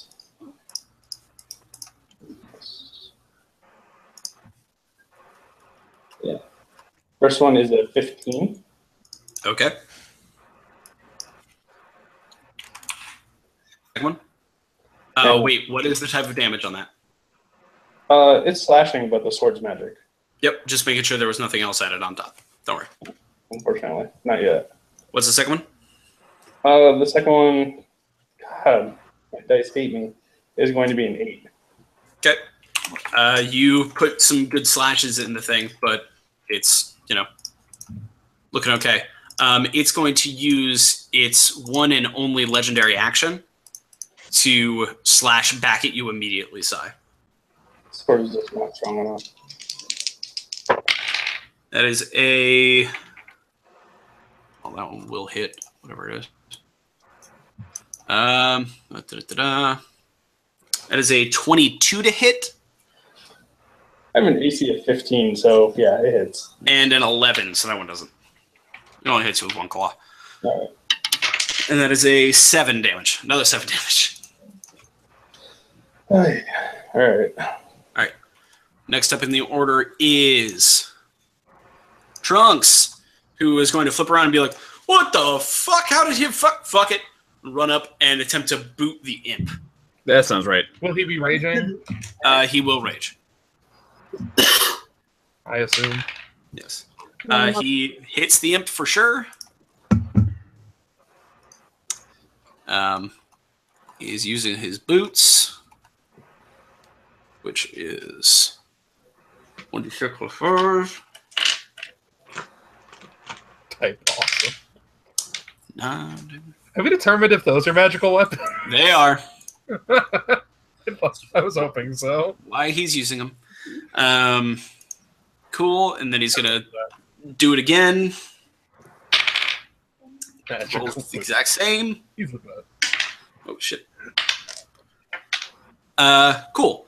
So he boots this imp and completely destroys the damn thing. It evaporates into dust at the edge of his foot.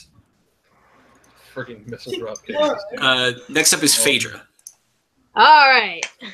To clarify, there are 2 invisible things Yes.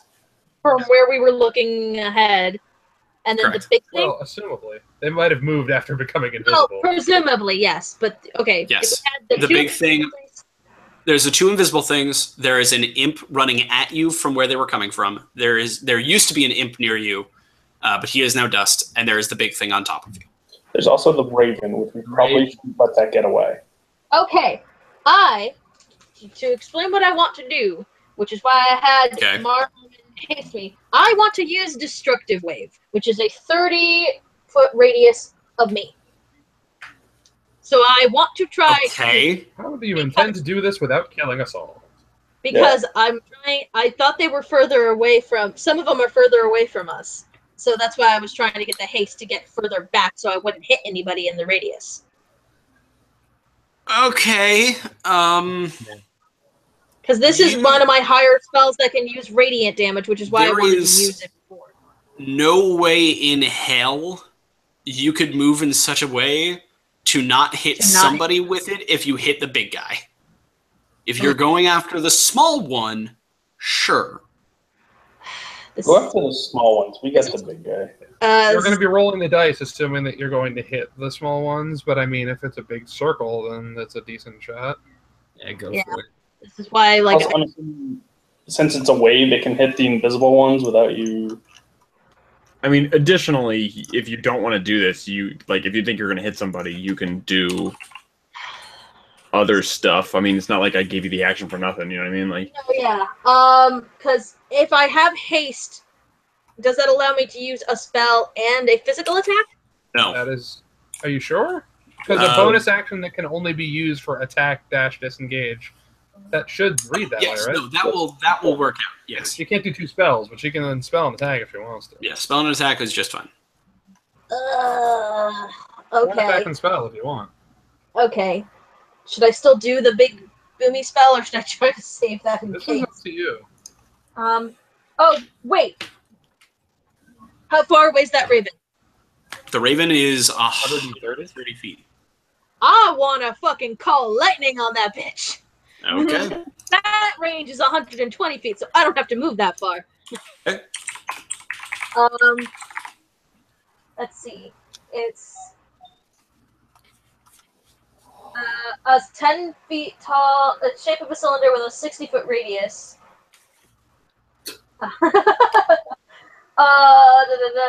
They must make a dexterity save. Okay. Let me look up this thing's dex.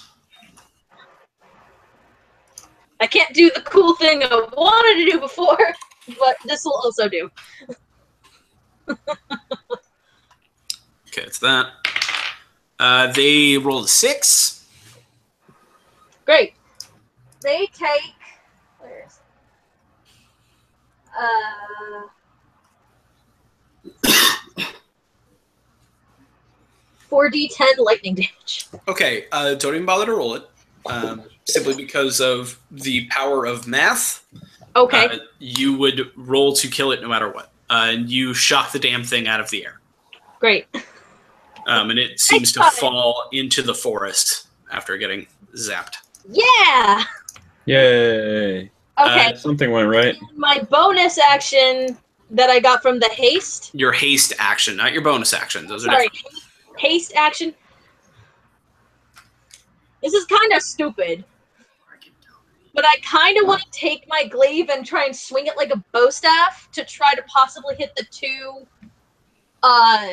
invisible ones, because I can't get a sense of where they are, but I figure if it's a long enough weapon, maybe it'll give me like some distance. So you're just wildly swinging around it. Yeah, to try. You haven't used that weapon enough for me to be confident that you'll do that without hitting all of us. Hey, it's what she said she wants to do, so it's what she's going to do. Does that mean she's rolling an attack against all of us? I have polearm mastery, right? Yeah. Yep, which is why I'm going to say you get to do this with regular and not disadvantage. Roll just a straight attack roll, or a straight strength roll. Okay. Did haste give me anything? It was dexterity, right? That I got. No. No. Okay. It didn't give you anything relevant. Haha! I got an 18. So what do I have? Cool. So you're going to hit something.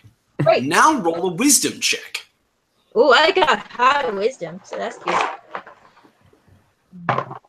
Once this turn is over, I have a question for Heather. Is it just straight no modifiers? Straight no modifiers. 17. Okay.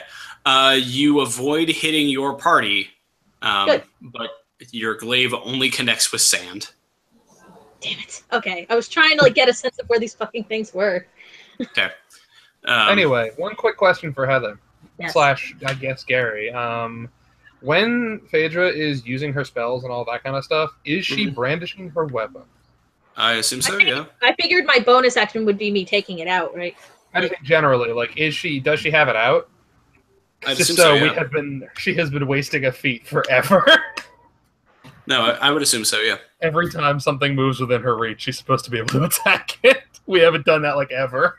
I mean, if you guys don't tell me you have these things, then Yeah, this is my point being made to Heather right now. Did anything come in my range? I just mean like repeatedly over the course of eternity that you've had it. I feel like not a ton of stuff has come into my range where I've had the weapon out. That's the thing. That was my question of, do you have it out all the time when you're casting spells? I don't 'Cause if think you do, then it happens. I'm gonna say probably not.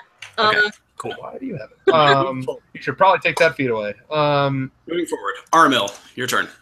I have a logistical question. Sure. What's up? Say I turned into a creature that could use echolocation. Could I find these invisible little? You can certainly try. You're gonna be a dolphin? I'm gonna go ahead and giant bat form. All right. You and can I try and echolocate these invisible guys? Give me 1 second. I don't know what roll you're gonna make that. Good luck. Let me know. Survival. I love this. Roll bat. Roll plus bat. Roll a perception check. Just straight perception. Using the bat's perception, which its intellect is minus. Oh no, you keep your own intellect, so it's using your perception. Roll a straight perception check. Okay. Where's that? Nice. 16. Yeah. You are able to sniff out, essentially using your echo crap, one of the imps, which is about 20 feet away from the party, 5 feet away from the imp you can see. Okay. Can I? Well, how can I even? You still have an attack action. You can do that. Can I? How far away is that guy? 20 feet away? 20 feet away. Yeah. Oh yeah, I can fly 60 feet. I'm gonna go attack that guy. Okay, you're going to take 2 attacks of opportunity for entering the area of both of these imps, by the way. Yeah. All right, gonna roll those. Get rolled first. Okay. Where's my? 1 does not hit because I rolled a 3. The other is a. God damn it! Too much bouncing around. My constitution is a 18 to hit. Oh, yeah. Which I assume is a giant bat. That does hit. Yeah, yeah. Okay. It's one of these. Cool. You take 4 damage, and you have to make a Constitution saving throw. Okay. How do I do that? So what do I do? Roll a 20. Roll a 20 and add 8. 9. So you rolled a natural 1, is what you're telling me. Yep. Cool. That's bad. So you take 1, 2, 3, 12 points of poison damage, which I would assume pops you out of bat form. Not quite. Not quite? All right, cool. No, not quite. Cool. All right, next. Oh, shit. Now I attack though, don't I? Yes, Yeah. now you have to make your attack. Okay. Oh fuck! I don't hit. I just rolled a 2. Okay. That does not hit. Next up in the order is Nyx. Yeah, not sure. Okay, so the one that got kicked out of existence the one that attacked Marleman? No, the big guy is still there. Oh, that was the big guy that attacked. Yeah, it was the little guy next to the big guy that got kicked it up. Although I think I might have drawn his attention a little bit. Okay. Because if he's engaged with someone else, I'm pretty sure that's when I sneak attack. Yep, you can use sneak attack. Could I ask a quick question? Of course. If I've tried to attack this guy, can my friends see that he's there? No. Made a reaction attack. He's no longer visible. Oh, Or he's no yes. longer He visible. made an attack against you, though, so his invisibility fades. All right, cool. Oh, there he is! Not even Still close one to where more. you're standing. by the way. Not even remotely close to where you were looking. You know what? Where I you're had- It's hard when I don't have a physical map. It's hard for me to picture some of this. Yeah. Fair enough. All right. So I think I'm gonna sneak attack throw maybe my Okay. ceremonial dagger. No, Okay. I need my really nice one. Ooh, using the ceremonial dagger. I know I haven't used it yet. I think. Yeah. Have the So you have never used. You actually don't know what it does. I don't know what. It'll be a mystery. So you pull out the dagger with its snake head at the bottom. Well, more specifically, its Yuan-Ti head at the bottom. Okay. And you take a swing at the fiend standing in front of Marlon. Roll for an attack, Okay. like you do normally.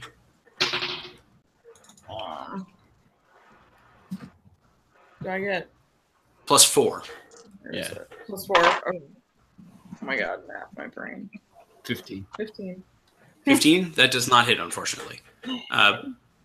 So you go to take a swing at it, and it just sort of bounces off some of the scales. Okay. Do you have a second attack?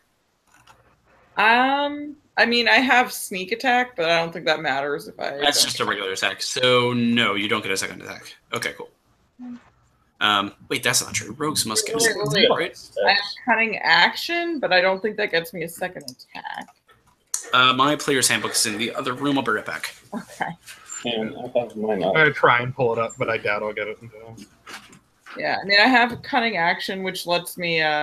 It's something you would have gotten as a class feature around level 5, because that's Yeah. when most melee classes get it. Anything in what I have for my character sheet. I'm taking a quick look. Just because it's easy for me to look, because I have the book here. It doesn't look like it. No, but I don't. The sneak attack doesn't matter. I don't believe you do, which Yeah. is unfortunate. But then again, you're often doing other stuff, so. Yeah.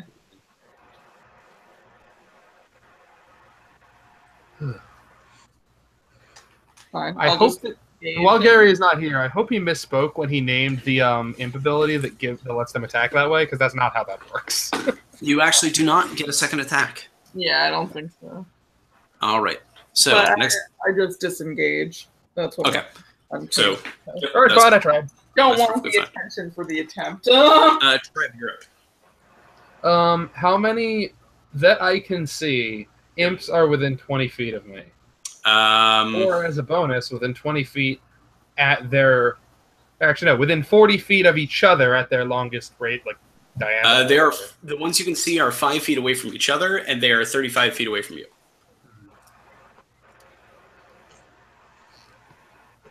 I have a plan, and I don't know exactly how it's going to work because it is like another kind of shot in the dark thing. It's just a less of a big deal shot in the dark. Sure thing. Which is, I would like to. I have access to Fairy Fire because I'm a drow, and it's cool. Mhm. And it's a 20-foot cube within Right. 60 feet of me, and I want to try and like place it in a way that the two that are 5 feet apart from each other are kind of like at one corner, and then there's a big ass open space, like Sure. a 40 foot space in like open where like kind of trying to make where the invisible dude was Yeah. to try and catch him in it as well.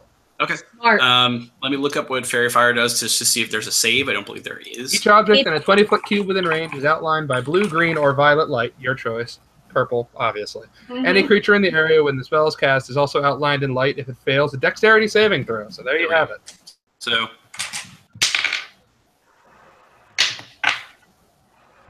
Nope. Okay. Nope.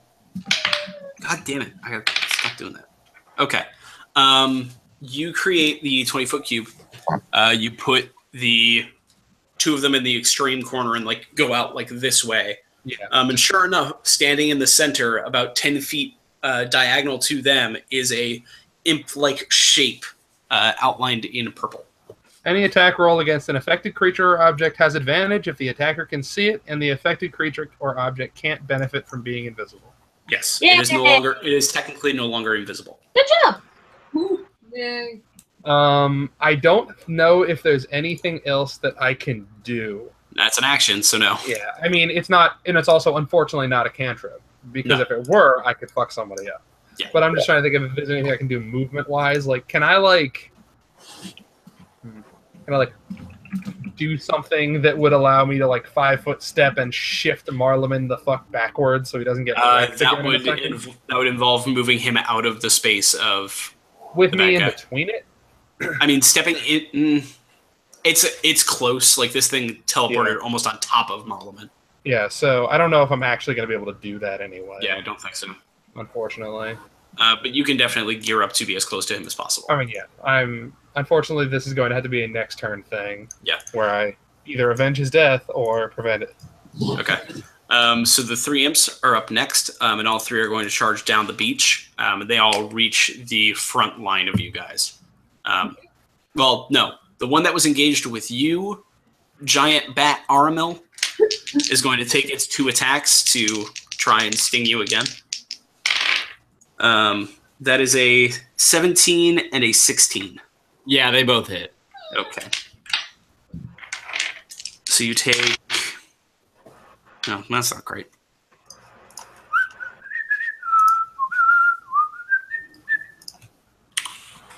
Doesn't have to be great. The first one does 5 piercing damage.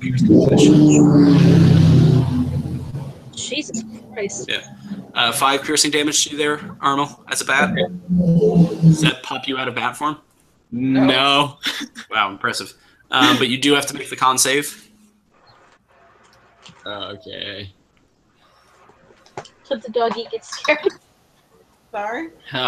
No, 4. She Okay. sounded Yeah, I'm out of beast form. If you do Okay.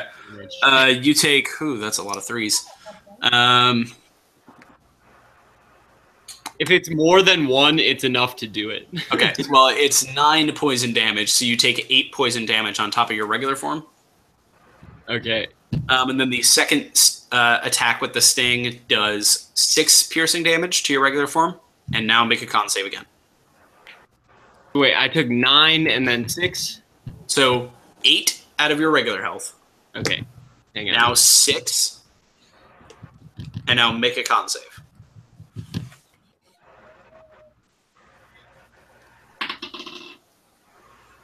Finally. 24. Okay, you save against the poison.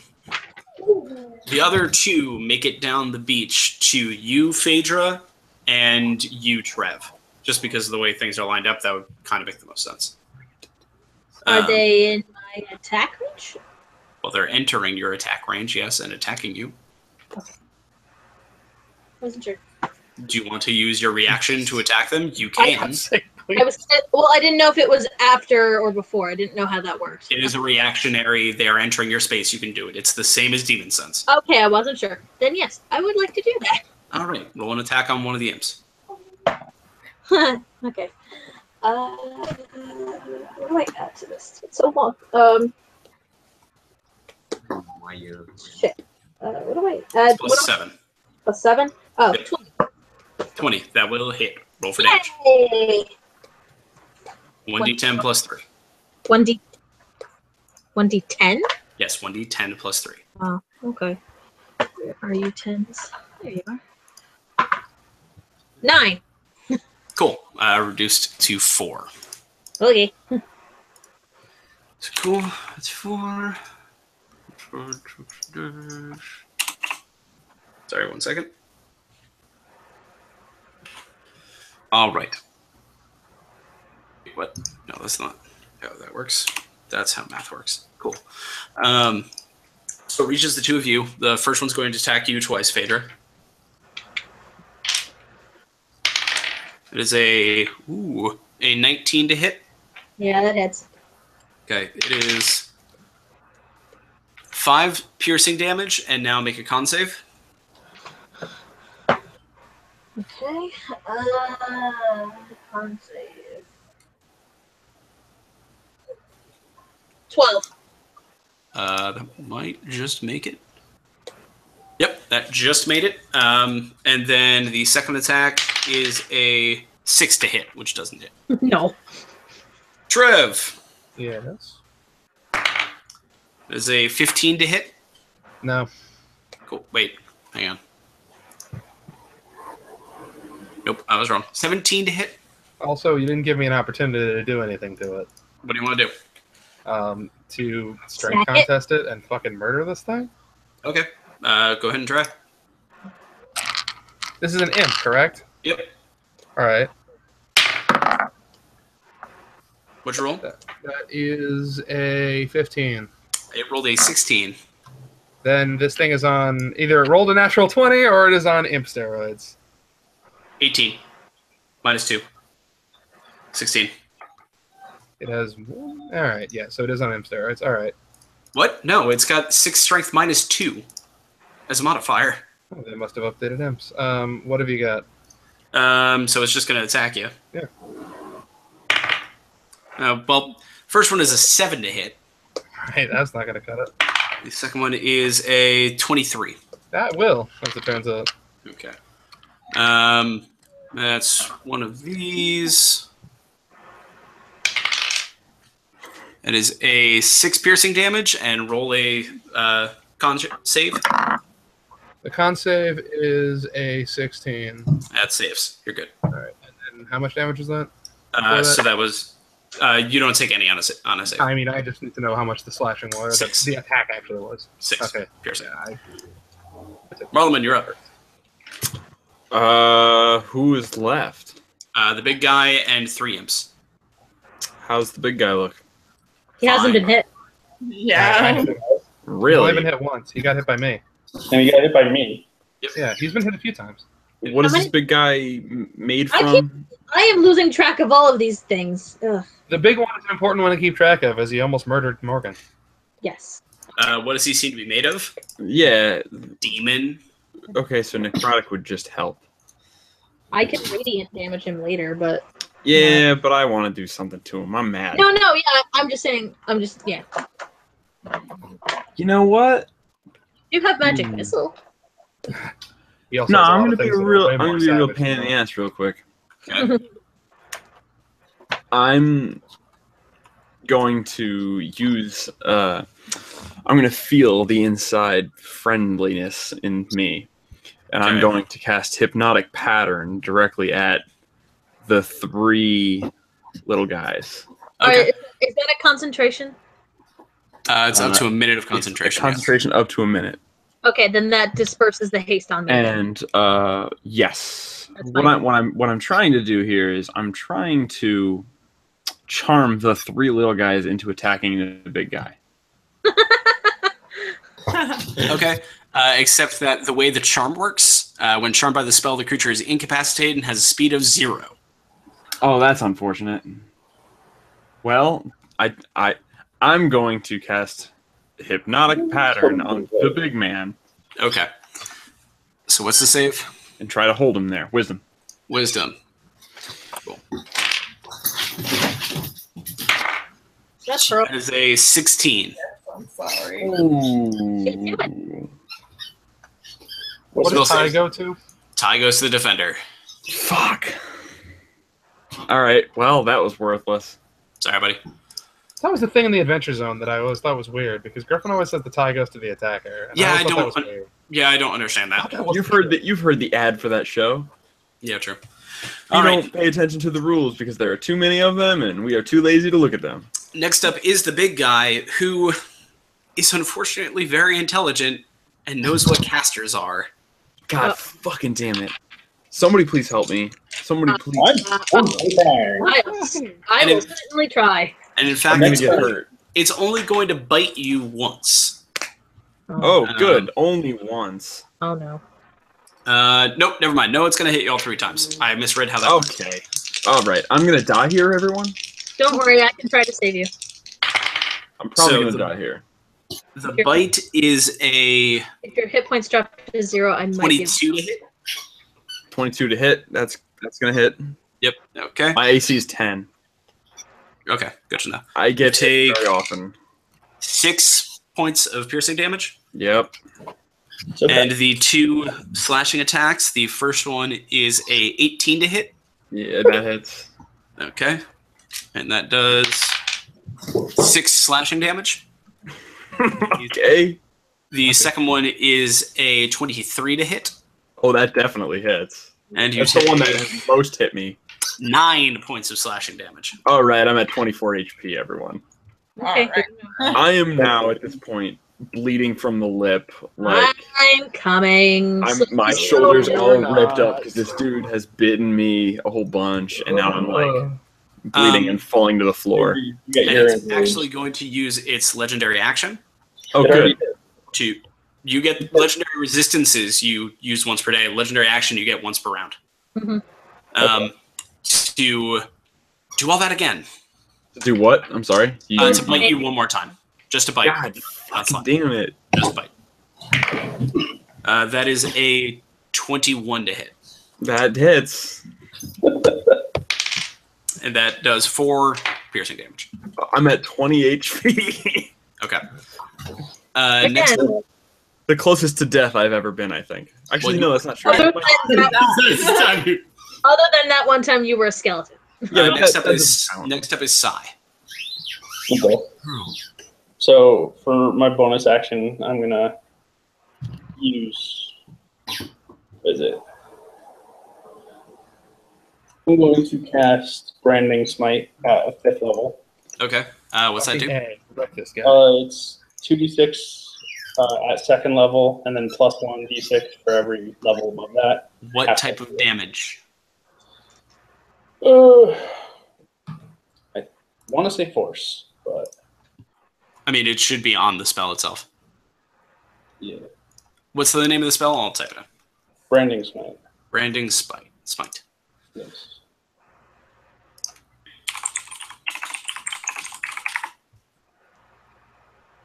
Radiant damage, in fact. Ooh, Is it? Yes, it is. useful. Good to know. All right. So, go right ahead with that one. Okay. Let me see what that he has to save for. Oh, sweetness. Well, I rolled the 19, which is a critical for me. Nice. 1 second. Oh, you have expanded critical. You kick ass. I have 18 to 20. Nice. Yeah. I've never rolled a critical before, by the way, so you're going to have to walk me through it. Yeah, don't worry.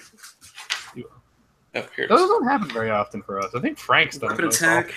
Before this spell ends, the weapon gleams with astral radiance as you strike. Does an extra 2d6 radiant damage. Okay. When you're doing your math, he did say he casted at like a really high level. I don't remember what level it was. You got to understand, Cool. I only have a limited number of spell Fuck slots. this dude up. So if I cast something, it's at the highest level. Otherwise, because it gets used anyway. Cool. So that ends up being 5d6 on top of your roll, but we'll get there. So first, so a 19, so that will hit because it is your critical because you have expanded critical. Yes, it will. So roll your damage die Okay. with no modifiers, just the damage die. Just the damage die, I rolled a 3. Okay, so double that, so 6. 6, Add your modifier on top of that, 7. so 7 damage. No, That like cannot be right. plus 7. Wait. 5d6. Okay. So what'd you get on the 1d8? A 3 goes to 6. Which goes plus to 7. Plus 7. There we go. So 13. Right. Okay, so 13 damage off that. Cool. Now roll your 5d6 radiant. That would be not that great. 15. Okay. This thing collapses into dust. Because the radiant damage actually did 30 damage. You smited it. And it blows away in the wind. Smoke that bastard. Nice Next job. up is Trunks, who goes, "Oh, come on, I wanted to kick the... Ah, fuck it." And runs over to one of the imps in front of you, Phaedra, and gives it 2 swift kicks, both of which hit because he's Trunks, and he hits off literally everything because he has a plus 10 modifier. Yeah, it's really hard for Trunks. I also regained 10 hit points. Nice. Yeah. The imp in front of you, Phaedra, gone. Okay. Fades into dust. Next up Any purple is imps attacks on them have advantage for what? next up is you, Phaedra. Before she gets too carried away, I don't want to be the bearer of bad news, but a haste spell on her ended, so she cannot move or take actions until after the end of her next turn. I know. I already said that before. Yep. So next up is Armel. All right. So No. yeah, I'm gonna. Can I heal Marleman? Sure. How far away am I from him? He is about 20 feet away from you since you had flown up to that other imp, which is still in front of you, by the way. How much healing do you need? Healing. Period. Well, I can't get over there for a while, so a lot. But there's nothing threatening him, so you might want to fight the guy in front of you. All this It's stuff okay. murdering. I have a contingency plan for like when my next turn is in, which is coming up, which is like protect Marleman. Let's make Marleman great again. There's nothing threatening Marleman. Yeah, all the shit that was engaged with him is dead. Yeah. All right, he's cool. So I should just fuck up this guy. Did we kill the big guy? I killed him. Yeah. I was away. I just got back. Oh. Okay. Yeah, I must Jason have did done like that. monster murder to him. It was pretty sick. It was a monster murder. I think it's all 40. Can I beast form again? Yep. All right. I'm gonna go giant eagle this time. Okay. Yeah, so Cool. Like Lord of the Rings style. Yeah. I'm going after the guy in front of me. Slash the hell out of him. Yep. Whoa! Whoa! something bad just happened, or that was a really loud die. Good job. Oh, baby. Good job. Pearl jumped right into the fucking.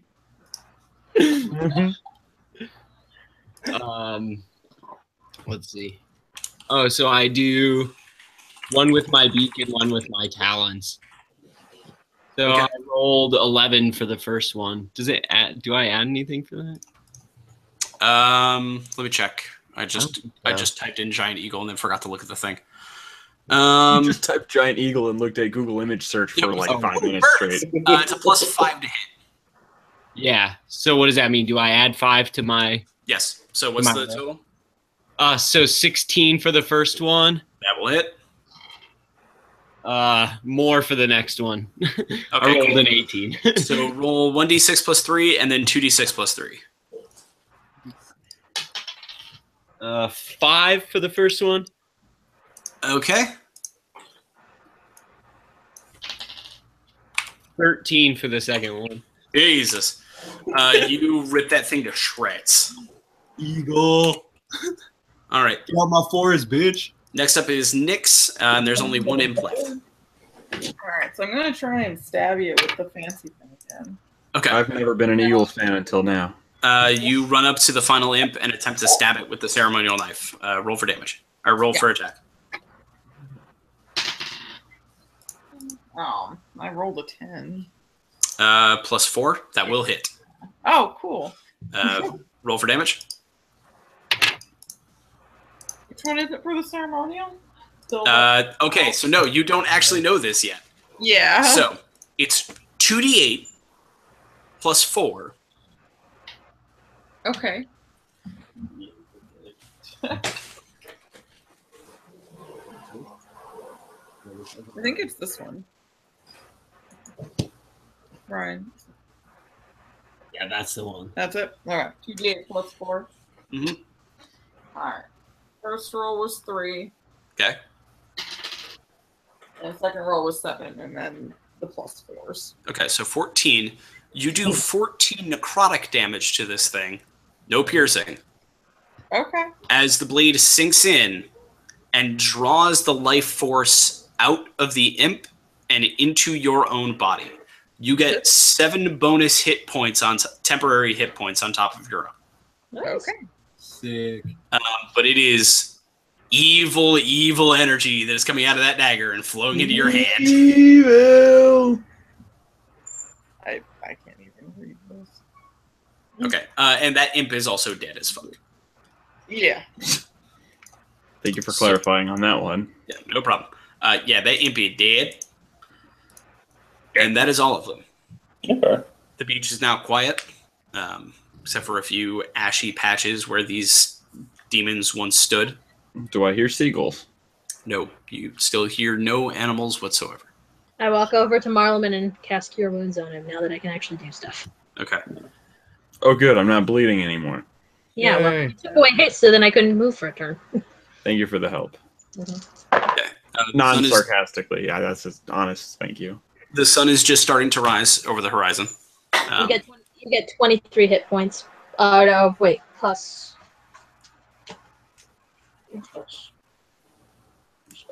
At least 23. You get 30. Oh, Nice. best. And there's nothing left of these creatures. Nothing. Are we sure this Raven's dead too? I lightninged him. It was the one thing I did. Yeah, but Well, are we we just sure he's saw it. dead? I There's no way in there. correctly. The DM description made him sound pretty dead. You saw it fall into the trees, but you also saw it disintegrating as it went. Oh, okay. Okay. It's dead. All right. Yeah. I'm gonna uneagle. Okay. Well, That was educational. That could have gone worse, but okay. Yeah. Can I relay Could've. what they said to the group because they didn't understand Infernal? Good thing. So great.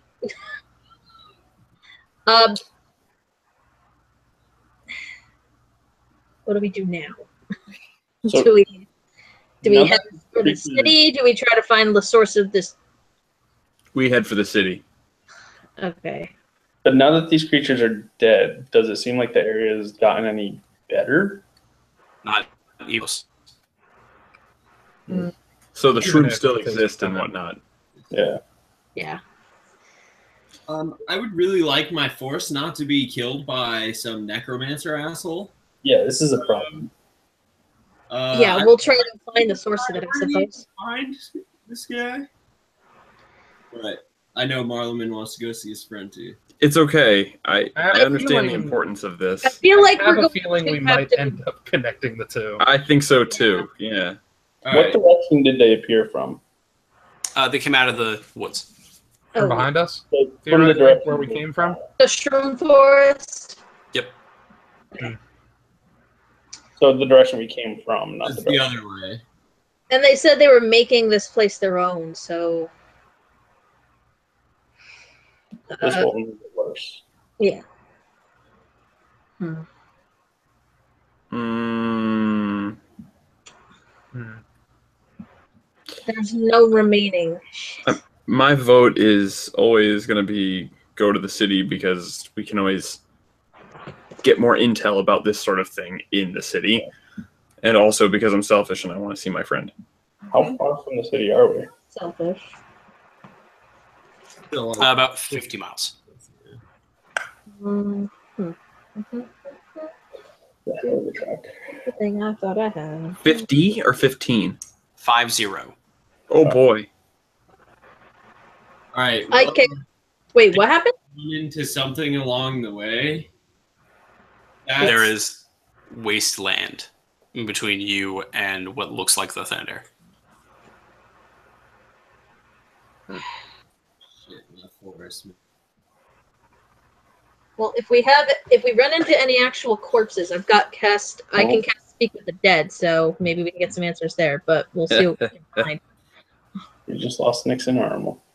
Oh no! So all that for tonight. We'll decide Again? what you guys. We'll call that there for tonight. We'll Yeah, figure out what you I guys gotta want to go do beginning of the next time. Yeah. Okay, sounds Okay. good. Good job, guys. You didn't kill a mule. Yay! Nobody innocent I died. mean, some bad shit probably has happened that we followed after. Well, that wasn't our problem though. Yeah. All right. Well, talk to you guys next week. All right, have a good night. Thanks, Gary. Night. Bye. This is